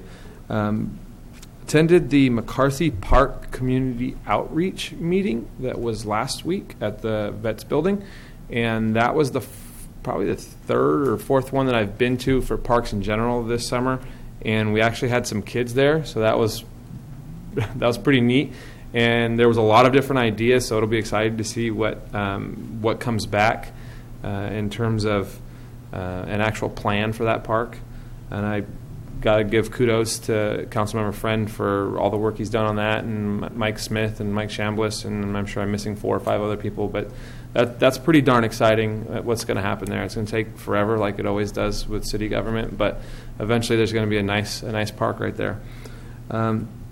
Also wanted to give a pat on the back to Brian, Mary, and Maria for the business outreach meeting that they had last week during the morning. It was the second one this year. It was actually very well attended by city staff, so everybody who I didn't just mention, if you were there, thank you very much. It really shows a lot to have staff there at 7 in the morning, bright and early, and available for the public. And then the last thing is, I think I brought this up a couple weeks ago, but I look forward to addressing a sewer rate adjustment next month. Okay. Councilmember Giller. I wanted to echo Councilmember Clower's comments about the business outreach the city put on. It was a great event. Again, first thing in the morning, ton of city staff. We had some local businesses. Very good. Councilmember Clower and I also had the opportunity to meet with a prospective new business owner within the community to show our support along with city staff to welcome and show that Hollister is open for business and we're available to welcome folks and answer questions that they may have. So if anybody hears this or sees this, we are available. If you have businesses that you're wanting to relocate into the city of Hollister, County of San Benito, I'm sure, I was looking over at Mark Medina, the supervisor, but he walked out. I'm sure he'd be willing to talk to you if you're wanting to go into the county as well. So anybody that is willing, we're open for business. We're here. Super important that we welcome and encourage new businesses in town. Thank you, Mr. Mayor. Okay. I have no reports. Councilmember Friend, did you want to add something? I just have one thing I'd like to bring up. I would like to see the 3 applicants that came before us tonight be put on the agenda for September 5th for reevaluation. Okay, I was going to address that in mind. So Okay. the traditional roots, higher level of care, and the Haven. third one was Haven? Haven. Okay. Thank you. Okay. Is that your full report, City Manager? And then Chris, our Deputy City Clerk wanted me to, we've been talking about this. So elections for 2018, I know it seems a little silly to be talking about it this early, but it's actually not that early. So for elections in June of 2018, the City Council needs to take action on resolutions around January 15th, which is just about 3 months away. So if there's something that you folks want to have put on the ballot, think about that. And then also for November 7th of 2018, the deadline is June 19th, which we have a little bit more time. Yes. Well, I'm sorry, what are the deadlines again? June 19th, 2018 for the November 7th. And then January 15th for the June 5th election. Can we have a discussion at some point in the next 6 weeks about the TOT? Absolutely. Okay. I'd like to see that on agenda. Okay. I don't know if it needs to be a special study session or whatever. Maybe we tack it on to the end of one of these, but I think we should at least find out if it's something that we'd be interested in looking at. Okay. Does that complete your report? Yeah, I'm good. Thank you. City Attorney? Good evening, Mr. Mayor. I have one item, and that's working on a draft ordinance relating to shopping carts. So we're sort of in the fine-tuning process, and I anticipate that that will be put out for a first reading in your consideration sometime in September. Okay. And that's Chief? all. Thank you. Just 2 things. I met with help of Councilman Gillio with the chief of Gilroy over strategies that they use to assist their homeless population in Gilroy, and came up with some pretty good ideas, I thought. And we might go forward with a couple of those here in Hollister. 2, you might have seen our Hollister motor out the last couple of weeks. Writing tickets. A couple years ago, we were able to get a zero bike on a grant, and we've actually finally just completed some training, and We have him out when he can go out and do some of that. This same officer also did traffic during the summer break. We can do that because we have our SROs are not in school at the time, so we can actually allow for that. The last 2 summers we've done that, and I should have a pretty good study with a kind of correlation of sort of some of the safety issues that we come across during when we're doing our motor and also our traffic stuff for the year. So it should be some good stuff I'll bring forward to you in a couple of months. Thank you. Okay, thank you very much. Let's move to item G3. Good evening, council members. This is a report item for discussion on a draft hotel incentive program. At the June 5th City Council meeting, staff was directed to develop a transient occupancy tax incentive program. This was something that was initiated as part of a 2-part incentive program to attract the Marriott to the city of Hollister. As you may recall, on June 5th, the City Council executed the impact fee deferment program. We also were directed to explore a hotel transient occupancy tax incentive program. You have a draft program in your packet.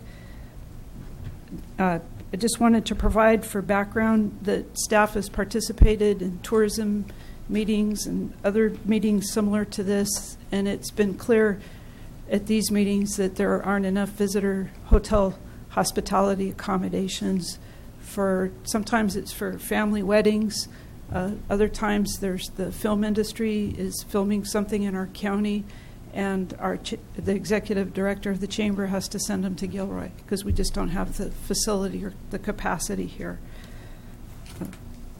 Also, it's become clear that the city of Hollister doesn't have a venue for conference facilities with the lodging and eating establishment as part of it. So some of those things were factored into the draft that's before you this evening. In the staff report from June, what was proposed is that we developed a plan for a participation agreement with pledging a grant of 50% of the future transient occupancy tax revenue received by the city on an annual basis from a hotel for a new hotel or significantly refurbished one with a $1 million subsidy over a 15-year period. When we reviewed some of the programs in other parts of the state, I can't say that we found a lot of them. Most of them had a 10-year, not a 15-year term, but they had the ability for a 5-year extension. But instead of having 50% of the annual transient occupancy tax as the subsidy, it was 33%. So this draft program recommends that. If it's the direction of the City Council to keep it at 15 years, we certainly could do that. The other recommendation in June was that there be a participation agreement for pledging the transient occupancy tax funds. Some of the other jurisdictions had an over-covenant agreement. Maybe it's just a question of terms. But we have been working on a draft with that with the city attorney. Some of the components that would be in that we saw also with other agencies was a prohibition on converting the hotel or lodging facility to any type of housing. Also, of course, to have it maintained and operated to the standard that was part of the agreement for the incentive program. Let's see. One of the third item in the June report was that the financials be vetted prior to approval of each project, and that it would be subject to the operative covenants, and that is in the draft program. There's also was an Assembly Bill AB 562 that requires if there's a subsidy over $100,000 that there be certain procedures followed, so that's part of the draft agreement. Finally, the fourth recommendation was that the program be evaluated annually and that the program would sunset in 3 years unless continued by action of the City Council. So that's in the draft program before you. We took the approach to identifying 4 different categories for the subsidy. One is for a quality service hotel, and I apologize, it should have said for a 3-diamond AAA rating or better, and that would have the $1 million subsidy cap with pledging 50% of the TOT for 10 years with the ability for that 5-year extension. The second would be the enhanced quality service hotel, and that would be similar to a 4-diamond or a 5-diamond AAA diamond hotel, and that would provide that more ability for a wedding reception or a conference. And that subsidy cap is recommended at $2 million with a pledge of 70% of the annual TOT for 10 years. Then there's 2 recommended programs for a qualified renovation program. One of the things we observe is that we have existing hotels in our community, 1 bed and breakfast. One of them has a AAA rating of 2 diamonds and the others aren't rated, and it could be that those businesses just elected not to participate in that process. I don't know, I can't speak to that. But the first would be for a qualified renovation program to upgrade it to a 2-diamond rating or better. That would be 50% of the annual TOT with a $500,000 subsidy cap for 10 years, again with the opportunity to extend that for 5 years. And then the enhanced qualified renovation program that would add spaces for special events. And that would be a 50% pledge of the TOT with a $1 million subsidy cap. One of the challenges I had working on this was, well, what does a 1-diamond, 2-diamond, 3-diamond, 4-diamond, 5-diamond hotel mean from a AAA standpoint? And they have a description if you go online, but it's kind of generic, and it'll say for the 1-diamond, it's budget-oriented, offering basic comfort and hospitality. And then 2-diamond is affordable with modestly enhanced facilities, decor, and amenities. And then it goes on up with 5-diamond being that luxury, sophistication, first class, lots of personal services. We were able to locate something online from AAA that provides more detail. It's hard to read. It's in very small type, but just for instance, when it comes to something like breakfast, if you're at a 1-diamond, there's no expectation you provide breakfast. If you're at a 2-diamond, it would be a continental breakfast in good-sized area near the lobby. If it's a 3-diamond, it's expanded breakfast in a large-sized breakfast room with appropriate seating. When you move up to the 4-diamond, there's no expectation for the breakfast area because you're supposed to have an upscale full-service restaurant with a separate lounge or bar area. And then moving to the 5-diamond, there would be multiple eating establishments there with the full-service, formal, or casually elegant and separate lounge and bar area. And then with meeting rooms for the 1-diamond, there's no expectation for anything. For a 2-diamond, it would be a small meeting room with good, comfortable decor. And the 3-diamond would have an expanded meeting room with enhanced comfort and decor elements, a very good variety of audio-visual equipment available. And then the 4-diamond would have a variety of well-appointed meeting rooms with upscale elements and, of course, the audio-visual equipment. And then the 5-diamond would be outstanding elegance and appeal, first-class facilities, and a unique variety of services offered. What I would like to suggest is that we use this as the reference document or as an exhibit that could be, if this is something we're going to review annually, we can see how this is working. But this I would recommend that for the quality service hotel, we recommend that be a 3-diamond, and for the enhanced quality service hotel, that's the 4-diamond. And then the qualified renovation program would be 2-diamond, and the enhanced qualified renovation program would be 3-diamond or better. We either hand delivered or emailed to all the hotel facilities in Hollister a copy of the staff report. Is there questions? I do have lots of questions for you. And I know it's so true. It's so difficult to understand the ratings of the hotels.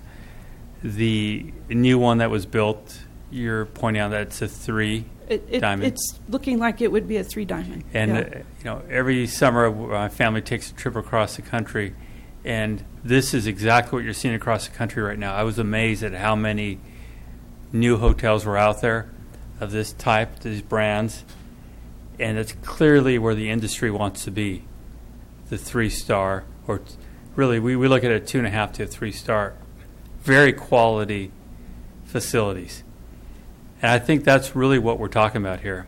I don't see very many 4-star coming here, and I think what we should try to understand is what's our goal as far as how many hotels are we trying to lure here.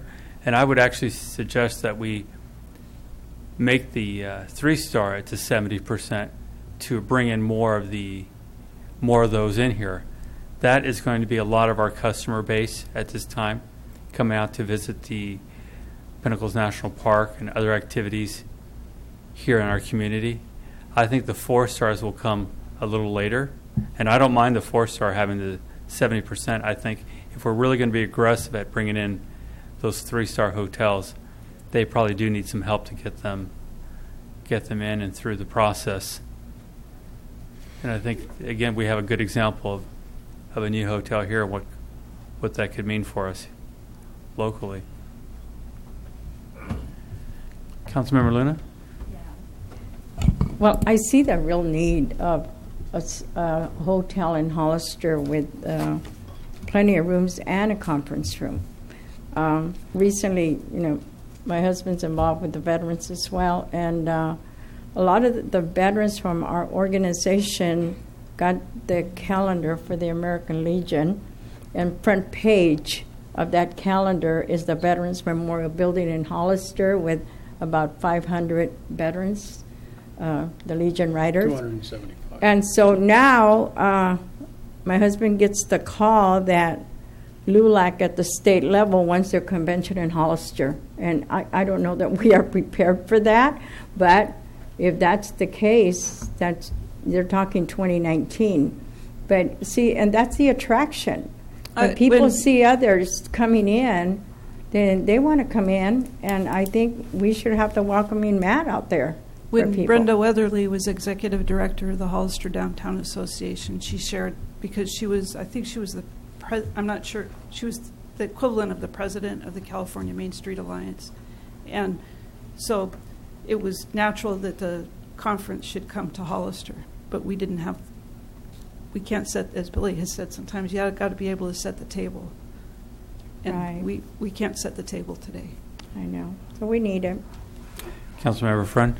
I guess my question is, if you're are you hearing from other motels that want to come to town, and this is what's keeping them from coming to town? I had a conversation with somebody that's interested in coming, and we explained that we're looking at this on the city council agenda.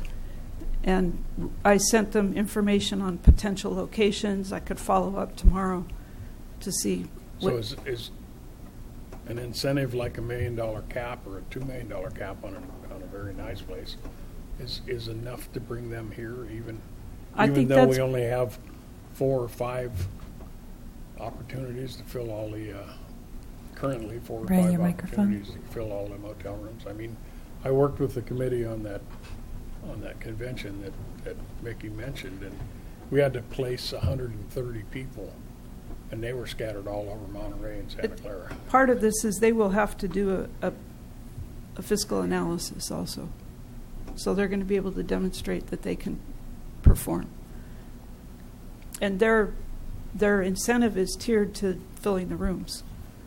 It's 50% of their transient or 70%. So if they don't fill the rooms, they're not getting the subsidy. So they give the city of Hollister the money, and then after and the agreement would establish how that's done. I think we're probably going to be saying that February, I checked with finance, would be when we say, okay, that's when we say that's the year.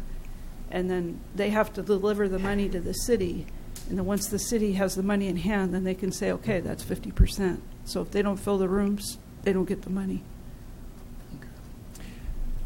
Vice Mayor Clare?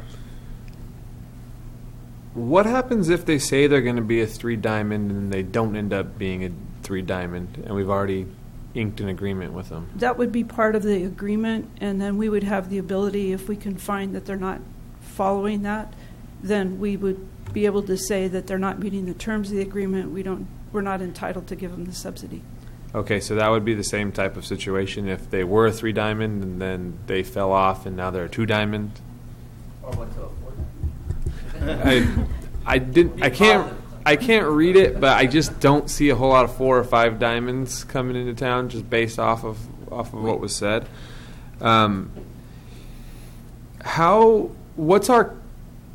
Do we have like a matching cap for a bed and breakfast or a existing hotel that wanted to go from no diamond to Well, that's our 2-diamond? qualified renovation program. So Would let's be say to give them they're nothing, and that would be 50% with 500,000. So let's say they can do it for $450,000. Are we doing it for $450,000 or are we doing it for $500,000? Well, that's the cap. So they would give us the budget. They say this is what we're going to spend the money on, and this is what we're going to do. And so if it's 450, that's what it is. But if they'd have to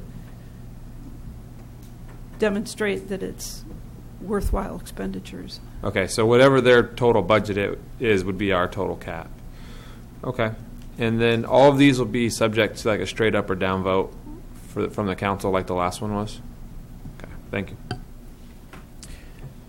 As I said earlier, this is happening everywhere, and if we're serious about bringing in business and jobs and tourism, it's just not going to happen without the hotels. It just won't. And I think Councilmember Luna pointed that out with one of these groups here. The more of these hotels we have, the more advertising that's happening, the more people come to visit our community. This is a first step to making the economic change in our community. I really do think you're seeing the 3-star or 2.5-star what's out there, but you're seeing this happen everywhere right now, and I think that's pretty much the minimum quality you're seeing out there with the new hotel chain brands out there. I think if we're really going to kick this into gear, that 70%, I think it'd lure in a few, and I think we should probably, again, try to understand how many we're trying to bring in so that we're helping to get this thing started. Is it 5 new hotels we would need? Is it 10 new hotels we need? So we have something that we're a goal to go after. It's a 3-year program with the annual review. I would think that after the first year we could see, did we get anything? Well, what I'm saying, if we have a goal of what we're going after 5, we go out to the market and find those 5 hotels, the owners, to bring them out here and let them know what we're doing here. If it's 10, we go find our 10. But by putting the focus on this, I'm really excited about what you're doing here. This is a big step for us. I'm looking forward to seeing this come back. I think I'll see if we can dig up the old marketing study that we had, because one of the things that I think is important is you probably don't want to talk about it in the terms of the number of hotels, but the number of rooms. And I believe that, this was several years ago, and I think that the city of Hollister could easily sustain, I think it was 240 additional rooms. I was just talking to Brian, and basically Sunday through Thursday market has never really been an issue for the city of Hollister. The Marriott, the Fairfield that just opened is completely booked Sunday through Thursday.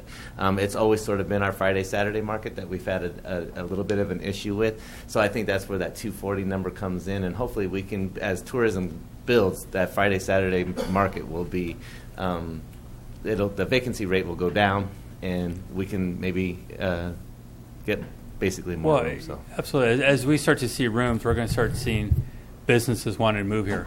They're going to have a place to lodge their employees. So you'll see this whole chain effect happening from this. So, I do think somebody from the hotel community is here. I don't know if they knew to fill out a speaker card. So I just want to let you know. Come on up. So,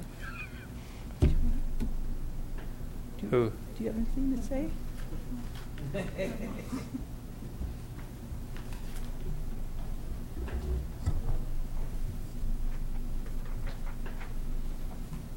I'm not used to doing this, and I didn't expect to speak, so hello.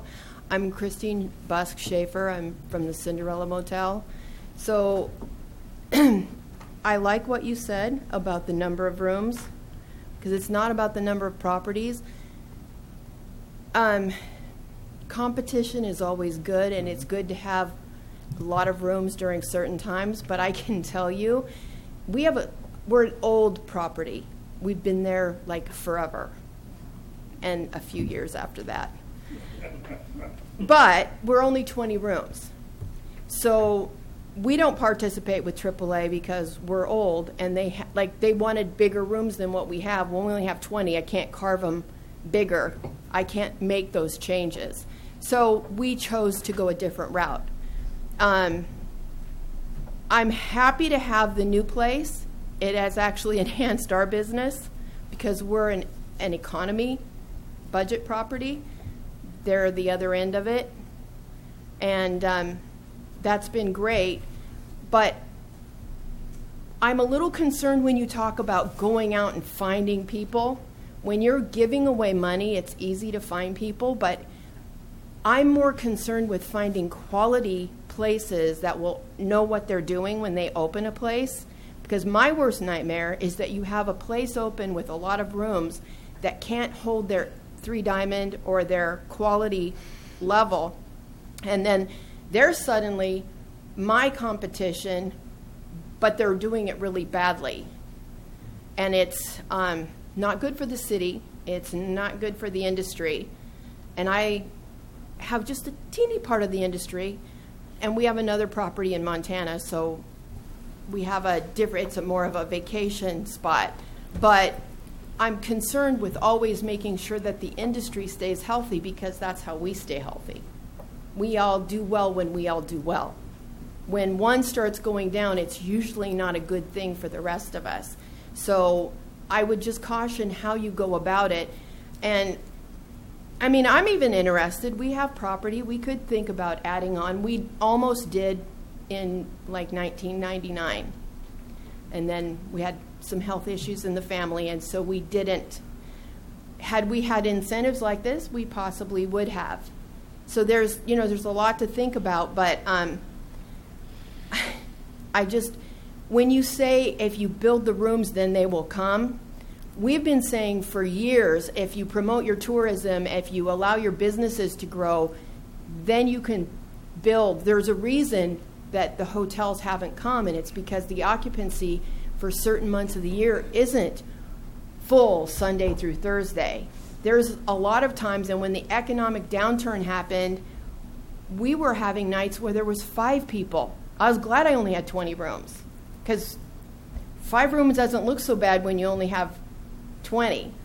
I don't know if this is making sense, but you have to be concerned with those things, because the last thing you want is a lot of places that can't hold up their end. So you want to make sure, like the Fairfield Inn and Suites is perfect. It's lovely.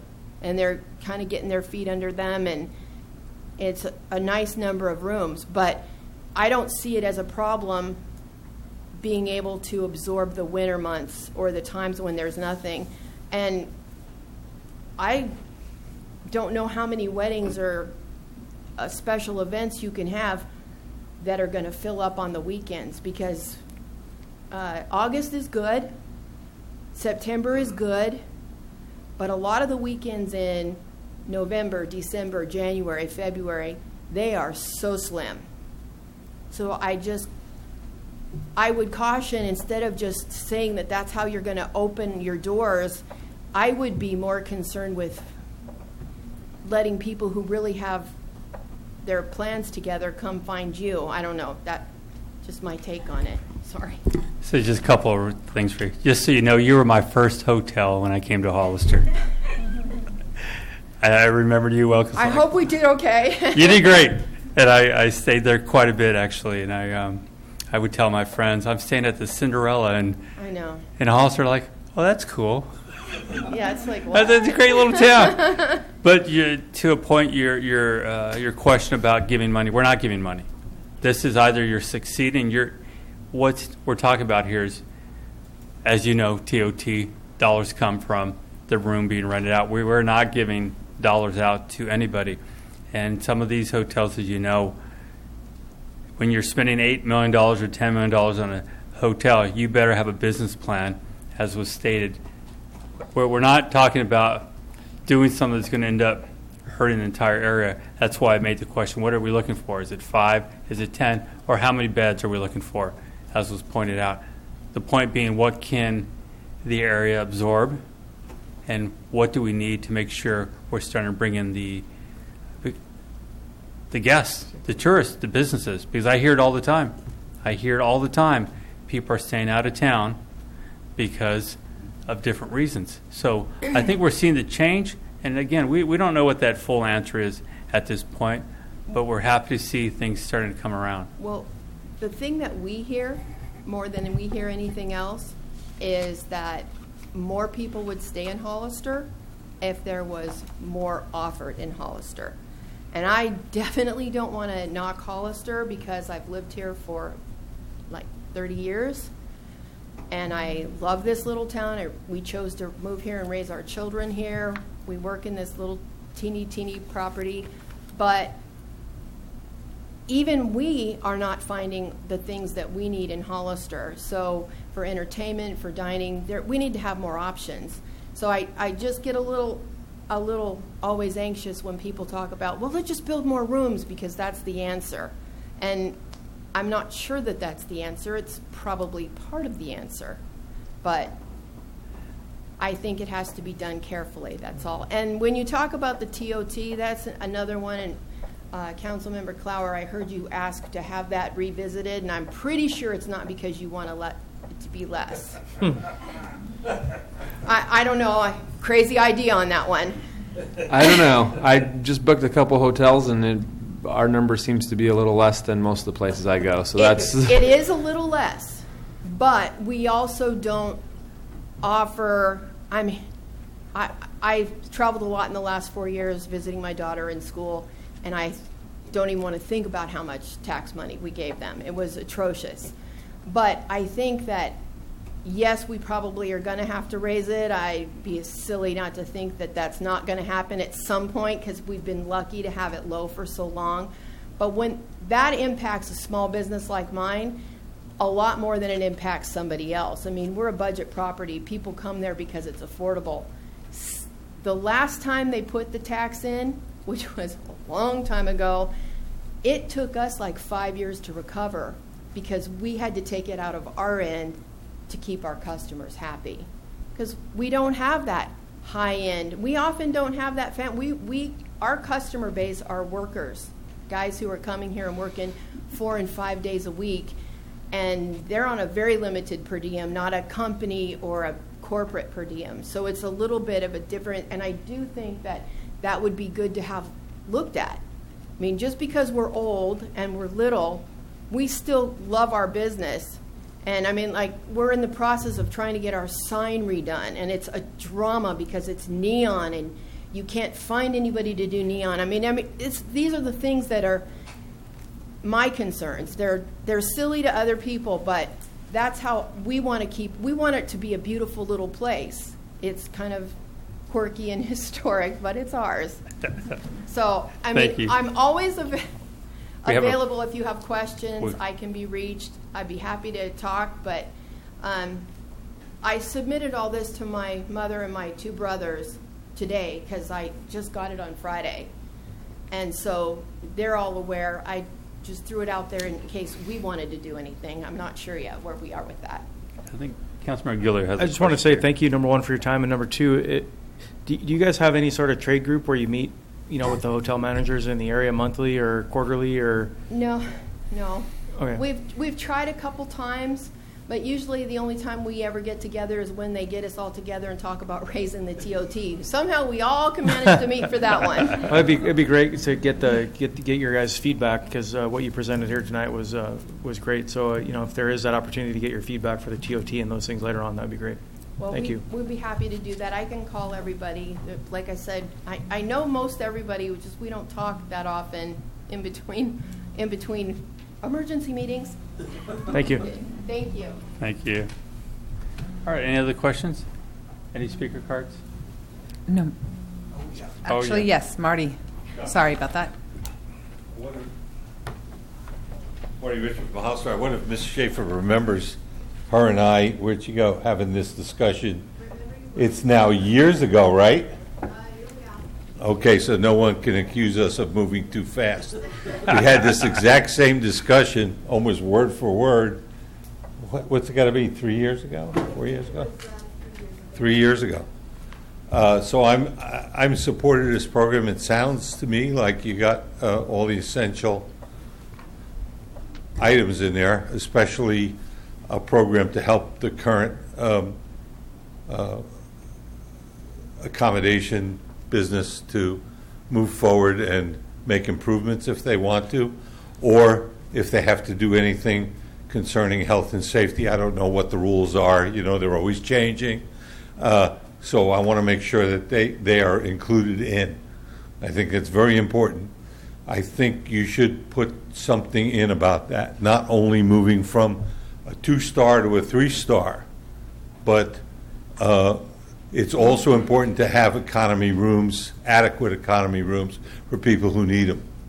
So I think you ought to put in some provision for the economy folks. I think it's a very good program, by the way, that Mary has put together. Very, very good.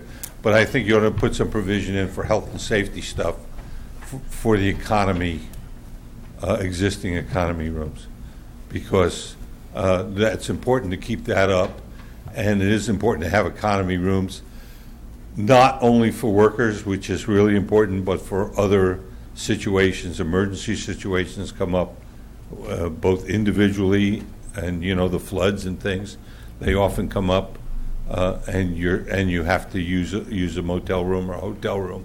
And we want to make sure that our economy rooms are healthy and up to the current codes as much as we can do. That's reasonable. So that's the only thing I would add that hasn't been discussed here, is that not only moving it up the chain, but adding health and safety and making it easier for them to afford to make those modifications. Thank you for your time. Thank you. Raul Alvarez. Oh, I'm sorry. No. I did not know you had it. Go ahead. Because I usually just wait. Sorry for being late, Mayor and City Council.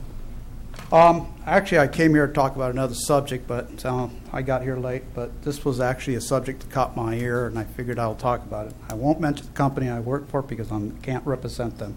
But my main job is logistics here in Central Coast. And part of my job is booking hotel rooms during storms and fires. And my job is primarily bringing divisions from all over this state. Sometimes I bring people down south from Edison, and I bring people down from Oregon.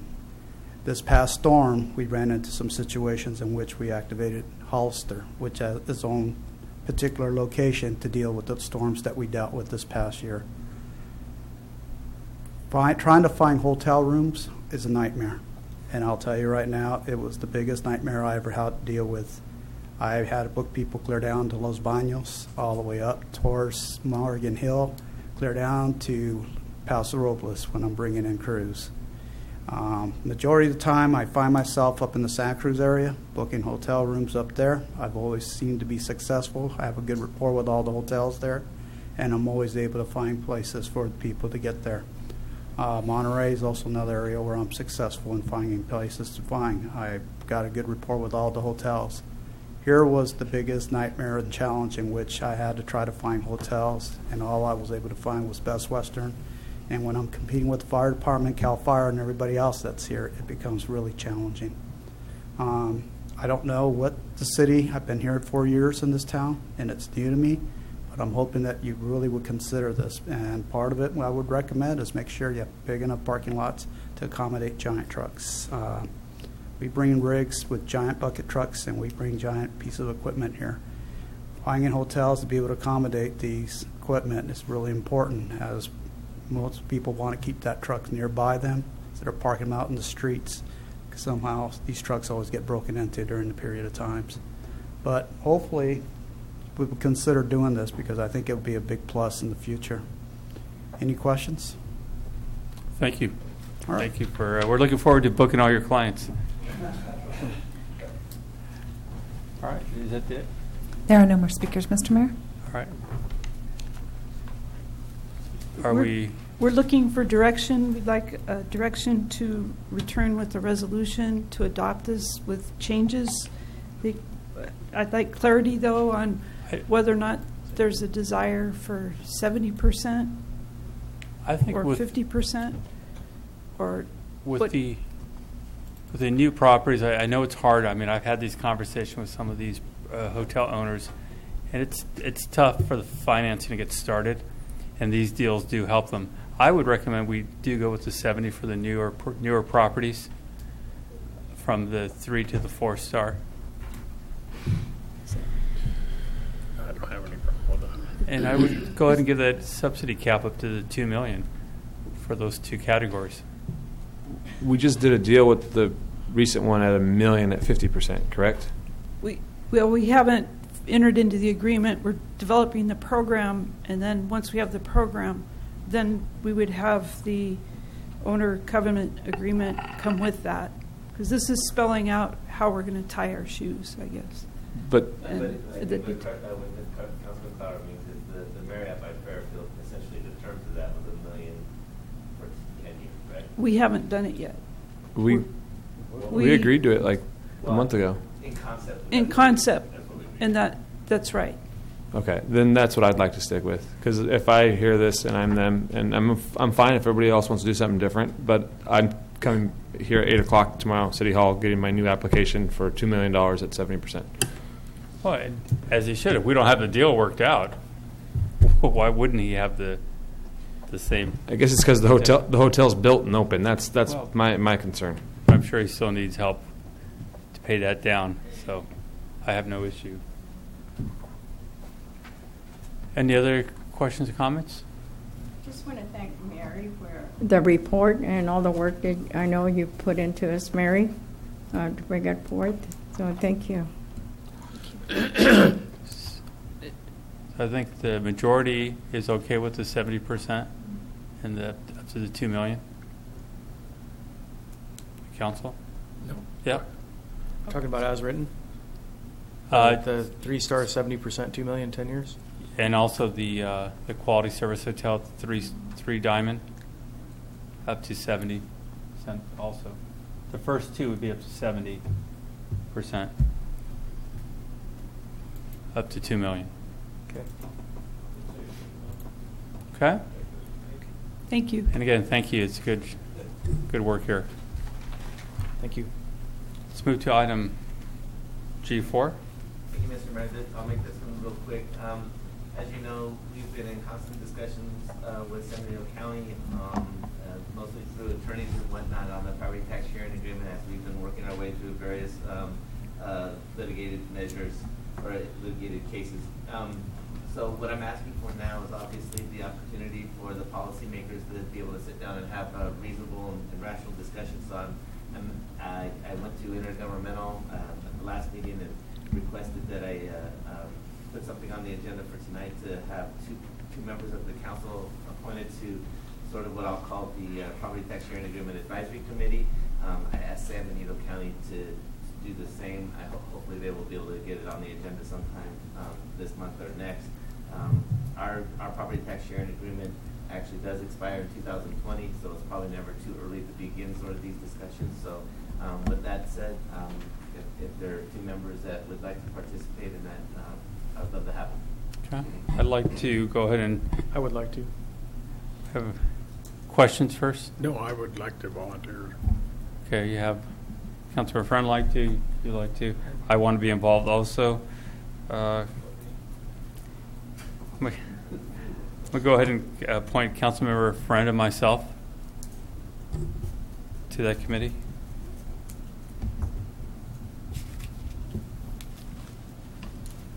All right. Have direction there? Okay, yeah, please. Okay. Let's move on to item G5. This is a report about the Pinnacle Gateway Partners. We had our last meeting in July at Doña Esther Restaurant. You have the report, just a couple things maybe that are noteworthy from the meeting. The facilitator commented that we always have a little social time before the meeting, and she commented that the first meeting that they had when they tried to get this venture going, that it was really quiet. Nobody was really talking, and people were sitting next to somebody they knew maybe, but it was pretty quiet. And that last July it was really loud. People were talking, they were animated. It's clear that people are building relationships.